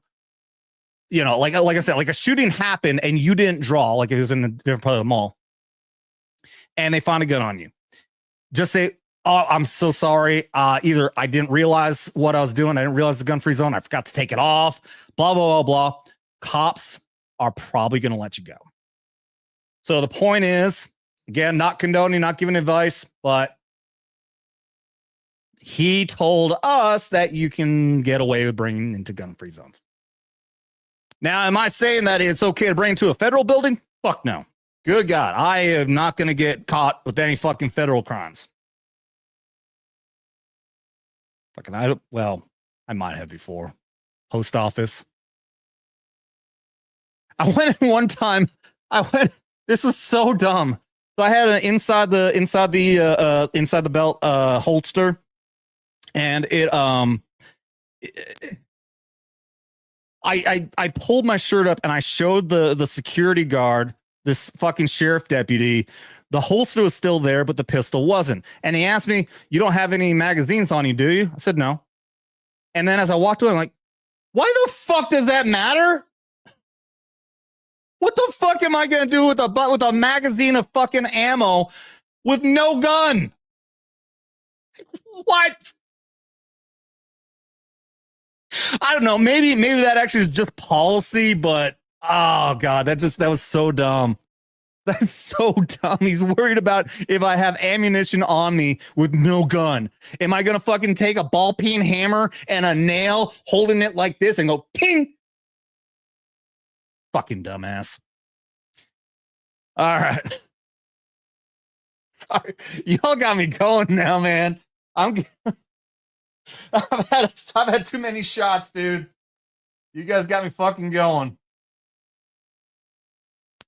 Getting to that silly fucking giggle drunk time. Oh, man. 2 hours? What do you guys think? We got to keep going? I still got some more funny shit to pull up. That's not how ballistics work. I know. Yeah, it's like people are so scared of like cartridges, called bullets, but yeah, if you fucking throw a bullet into a fire, like I had an instructor when I was in junior RTC, he's retired sergeant major, and he was an old school kid, he was in Vietnam, and he was talking about how they would fucking like get cartridges from his dad's stock and go set a fire in a barn and fucking throw them in so they could listen to him pop. And one time he got hit by by the casing and and got lodged in his leg. But yeah, for the most part though, if there's not, because you need compression. Am I getting the terminology right? You need the barrel. You need to have all the fucking the powder, all the energy that comes from the powder needs to be compressed within the fucking firearm in order to get that projectile to launch out the barrel at a fucking high velocity. Otherwise, it's just go poof. And for you gun experts out there, if I don't sound like I'm saying it right, it's because I'm not a fucking gun expert. All right. All right. Let me get back here. Did I miss anything? Yep. Okay. I'm glad I looked back up. Let's see. Hayden Wayne 75. Thank you for the $20. Says it's important to remember crazy stuff like shootings and plane crashes happen every day. True. We have our feelers out and are on alert. So maybe you're noticing more, but something weird about all of this. Stay away from big gatherings. Absolutely. Trump is about to hold another rally, which I'm like, no, don't do it, dude. Don't do it. I say no public rallies or anything like that until you get a new fucking Secret Service director in office. Get the Secret Service fucking fixed and get what you fucking need to actually protect yourself, because Trump is target enemy number one in the entire fucking world. That is the most threatened fucking individual in the whole fucking world right now. He doesn't need to be holding a fucking rally. I say he doesn't even. They always fucking, after the inauguration, they always do that parade through DC to the White House. I say don't even do that. Fuck. There was a point when, like, I remember his first time he did that when Melania was dressed up like Kennedy's wife. The original JFK. Can't remember her name. Like, she was dressed up clearly to look like her. And then there's periods where they'd be in the limo and then they would get out and walk in front of the limo. I'm like, just don't do that. You're scaring the shit out of me right now. I can't handle this. I don't want to see you dead. Please just stay in the fucking limo. Oh, I said, just don't do that. Just fucking keep this man alive, dude. Keep this man alive, for the love of God, for the love of our country. We can't lose this guy. All right, thank you, Hayden Wayne 75. Don't move, Proxy, don't move. Thank you, Hayden.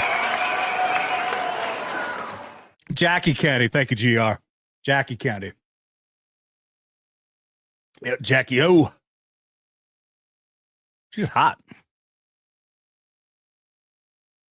She was a hottie, no doubt about it. Not as hot as Melania, though. I can't fucking believe. You remember all those fucking people trying to say that fucking Mike Obama, Michelle. I say that because, I don't believe that's actually, that's a big mic there. That Michelle O had so the most grace of any first lady. She has such beauty about her. Then Melania comes in and just like, this is a piece of shit. Look at her. I had a girl I was kind of seeing, super fucking liberal. I don't know how I fucking put up with her long enough. She at least wasn't psycho about it. We had differences in views, but at least she wasn't crazy. She wasn't psycho. But she actually said, this is when Trump was president, Melania was in office. This dumb chick said, Michelle Obama is one of the smartest first ladies we've ever had. I'm pretty sure that she's even been to a foreign country one time. I'm like, you know that Melania Trump speaks 8 languages and was born in another country. Like, retard alert. How? Retard alert, class. How is it the fact that Big Mike Obama went to another country as a measure on how cultured and intelligent this person is? I must be a fucking genius then, because I've been to like a fucking dozen countries. I'm just some dumb fucking soldier. Going to another country doesn't make you fucking smart. Doesn't even make you cultured. Hell, I spent most of my time in Italy drunk going to fucking bars and strip clubs. Holy shit. You know why? Because I was fucking 18 and I could. It was legal. So you better believe I'll spend my time in the fucking bars. Clinton says Big Mike gets extra points for every percentage of melanin. Yeah. Dude, if you guys have not seen the videos yet, look up like, oh shit, Michelle Obama dancing on Ellen's show, or what are the other ones? You see this giant fucking bulge. Either she's got the biggest, fattest fucking clit of any woman you've ever seen, or she's got a big swinging dick down there. All right, I am not exaggerating. The fucking Ellen show is more evidence than anything. I confirmed it. It's not altered in any way. This is actually an original video. You can find it on the Ellen channel. I bet it's been deleted by now. She's in a dress, fucking dancing, swinging her hips, and this fucking thing's going dong, dong, dong. My God, that's a dude. That's a fucking dude. Hey, it says, I've been in Germany. I was 18. I spent Christmas break bar hopping with my German friend and his cousin, who was a popular DJ in Germany. I'm cultured. That's right. You're a fucking genius. Germany was awesome, dude. I got like 3 days before I got my flight to go to Italy. So I got to go and spend some time around. Germany is so cool, man. People there are awesome. Italy, God, Italy is so stuck up. Fucking Guidos, they just got their fucking nose. I'm better than you. You fucking American. That's like a French accent, but whatever. Vaffanculo. Ti rompero, puttana. By the way, that means fuck you. I'll kick your ass, bitch. Anyone speak Italian? I'm not sure if ti rompero, if I'm right about that, if that means I'll kick your ass. Or some like version of it. Like I knew a version of like it actually meant like I'll break your house. I think it was ti rompere a casa. But ti rompero, I think it means I'll kick your ass essentially. By the way, speaking of kicking some ass, you guys ever had like those times when, you know, we've at least seen this in the videos when you got those psychopaths who go running up to the fucking the car window because they got road rage. Here's an incident.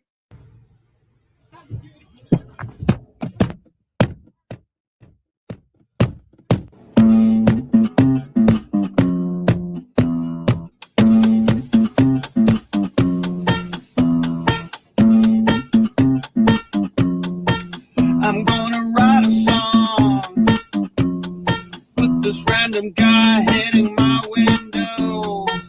We're gonna. Oi, come back.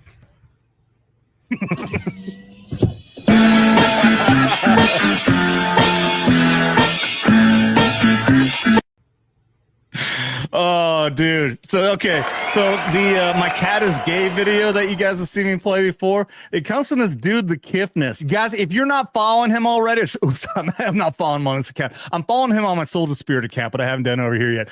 The Kiffness. This dude is awesome, man. This fucking music is so good. He's a South African. So unfortunately, it looks like his tours are only through Europe right now. He's based. This dude is on our side, man. Now, I think he doesn't get like super political, but I've seen so many fucking posts by him Dude, this guy is so fucking cool, man. Check out at the Kiffness, Kiffness. His videos are amazing.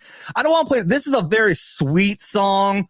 It's got a little kid, a little African kid here. Thank you for the sunshine, all that. It's a beautiful song, but it's not the kind of funny that we really want to share on here. But he's got a ton of funny stuff. He obviously that fucking New Year's one he just dropped. He's all about pets. Oh, wait, I haven't listened to this one yet. Here's a Christmas one, I guess. All I want for Christmas is Kala. Oh, wait, okay. I think this is his cat. I was seeing this. I think his cat just died.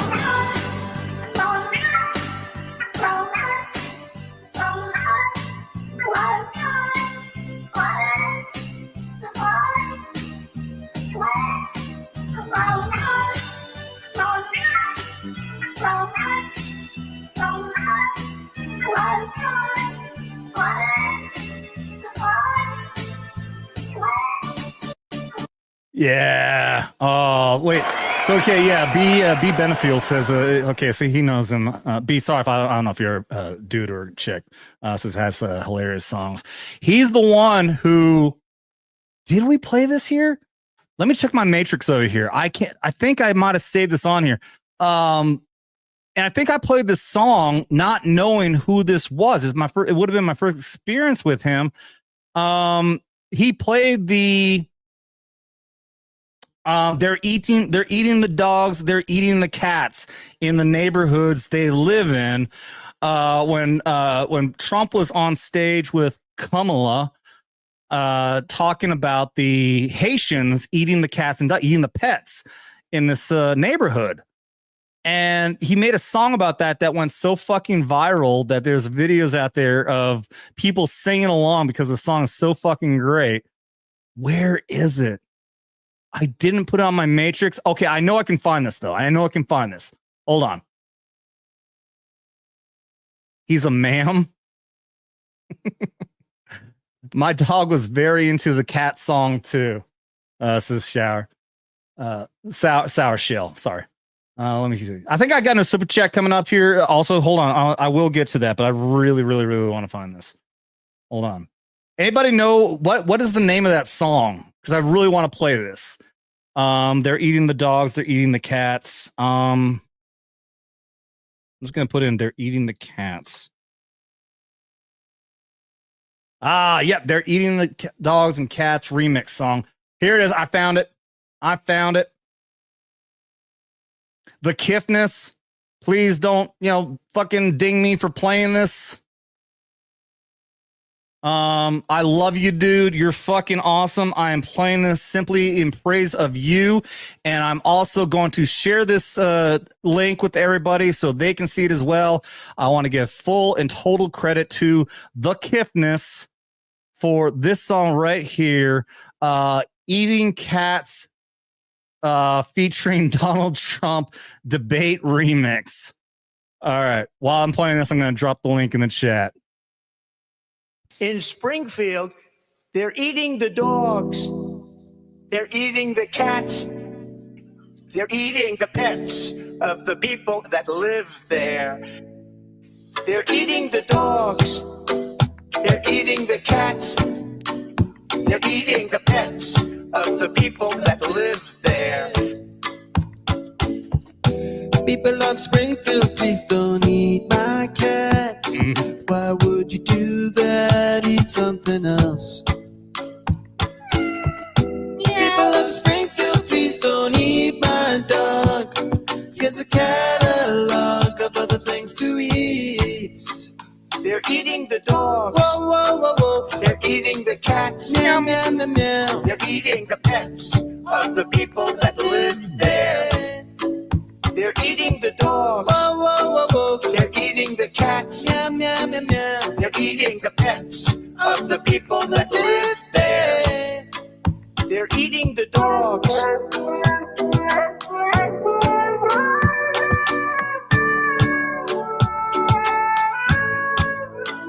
They're eating the cats.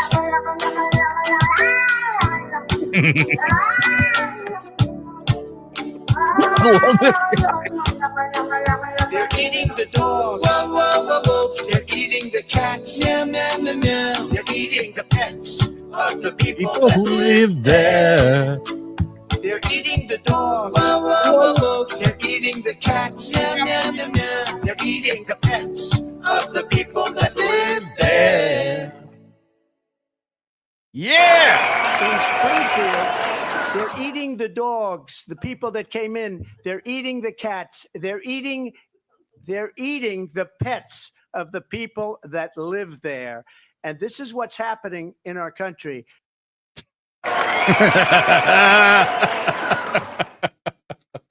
That look says it all. All right. So this is. Let me make sure. I'm not sure if this is the video. This is the concert he did in Germany. After these are Germans. These are Germans singing along this song.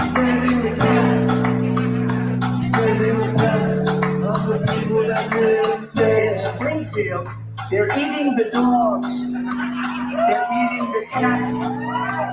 They're eating the pets of the people that live there. He also, so I gotta pause right there. He also said that he even talked to his manager, because this guy is not like some chump, you know. He's got a manager and shit. He said he actually had to have a sit down talk with his manager to discuss, is this okay for us to do? I don't know how people are gonna feel about us putting Donald Trump up on a video and like on a stage, and they like apparently it was no problem at all. Eating the dogs, they're eating the cats, they're eating the pets of the people that live there. People of Springfield, please don't eat my cats. Why wouldn't you dare be so nice? You notice the Simpsons Springfield. They get the Springfield cats and dogs game. They're eating the cats. They're eating the pets of the people that live there. They're eating the dogs. They're eating the cats. They're eating the pets of the people that live there. They're eating the dogs.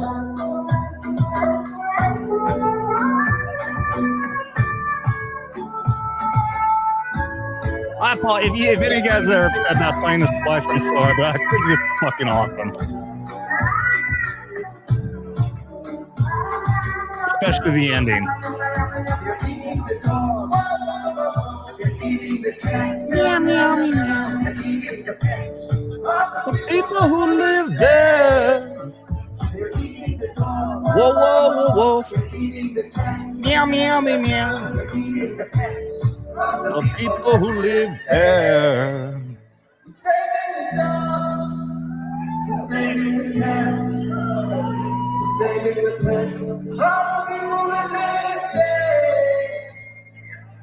Whoa, whoa, whoa, whoa. Sing it. Whoa, whoa, whoa. All the people that live there. You're gonna say meow. Whoa, whoa, whoa, whoa. Sing it. Meow, meow. All the people that live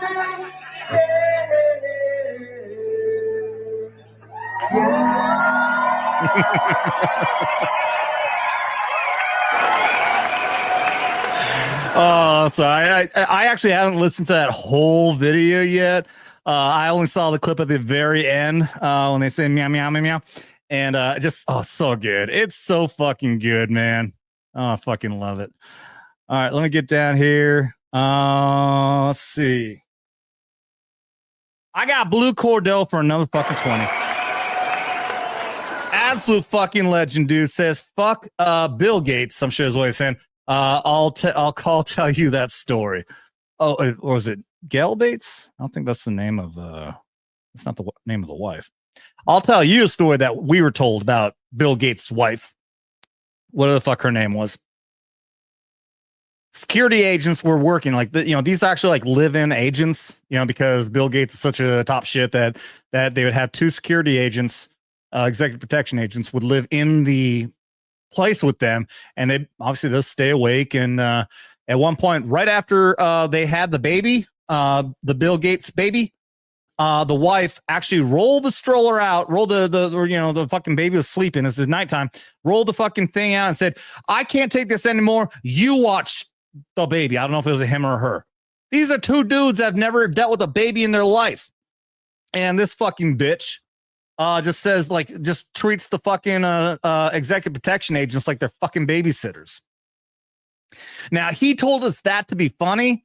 I'm looking at because I know what a piece of shit Bill Gates is, based on history, based on everything that we've seen about him. And I'm not surprised at all that this woman would have such disregard for her own child to just leave with a couple of grunt fucking security agents. Because she can't put up with it. She can't take care of the child. Fucking bitch. Blue Cord, thank you so much, man, for the 20. And with that, I will give you this. Probably the last shot of the night, everybody, unless you guys want to drop anything else before I go. But we're at 2.5 hours about, and I am ready to go. So with that, let's give you something we haven't done in a while. Let's go. Let's do this. Everything is racist. Everything is racist according to me. And then one more because he's about to get kicked out of fucking office. Fuck Joe Biden. Damn right. Fucking prick. Thank you, Blue Cord. Guys, thank you all so fucking much. Hell of a night. Hell of a fucking night. Thank you guys so much. Peter, thank you. God bless you and have a good new year to you too as well. There, Peter Santos. Guys, thank you so much. Everyone dropping in. Enjoy the show. Stay strapped, Peter. Absolutely, you too. Thanks so much. Great tang. Dope. Enjoy the show. I'm glad you did, man. Stay strapped. Absolutely. All of you as well. B Benfield, thank you so much. You guys are amazing. I love you all so much. You're the reasons that I come out here and do this, guys. It's all about it. Fucking never in my fucking life have I ever thought that I'd be in this kind of position, just talking to a fucking camera and having you guys want to be here and just listen to me fucking talk. But it's I'm extremely blessed. I'm looking forward to a very blessed and happy 2025. We made it through the first quarter of this century, guys. That's fucking amazing. I'll never forget. I was 18 years old when 2000 hit. New Year's of 2000, from 1999 to 2000. Never thought I would ever. I mean, the idea of what would be happening in 2025 is something like it's the future, man. We got flying cars and shit. No, I mean, we got fucking little mini computers in our fucking wallets, our pockets now. I can sit here with all this amazing technology that I was able to buy because of you guys. It's an amazing time, man. And I'm so fucking blessed. 100%. You guys are amazing. So thank you all so much for everyone who's here. Thank you for this amazing 2 years. Oh, January 6th is going to be our 2-year anniversary, by the way. January 6th is the first time I ever did a live stream, ever did it, or maybe I put a video up. I can't remember, but it was the first official time for this show. It's the very official anniversary. We're going to do a show. I think it's on a Monday. So keep that in mind. The upcoming Monday, it's January 2nd now. So it'll be, this next Monday will be our 2-year anniversary. And also it'll be the certification day, Jan 6th. So we may be reporting on stuff that happened at the Capitol. We shall see, or at the very least, we'll be celebrating the return of Donald J. Trump and his certification as President of the United States. So keep that in mind, guys. Keep that on calendar. Monday, Jan 6th, we will be here celebrating our 2-year anniversary.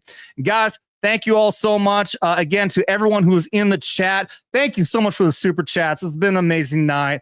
I'm again very blessed and so thankful to all of you. Thank you to the lurkers who are just watching. Don't feel like chatting. I love you as well. And for everyone out there who is a part of this channel, I'm blessed, man. Thank you all so much. Remember, double tap that like and subscribe if you're new here. And remember, you can share this out there with everybody because you don't got to be a veteran to be here. At Vets Talkin, just don't get butthurt. You've been warned. Love you. Happy 2025. Oh, God! Ah!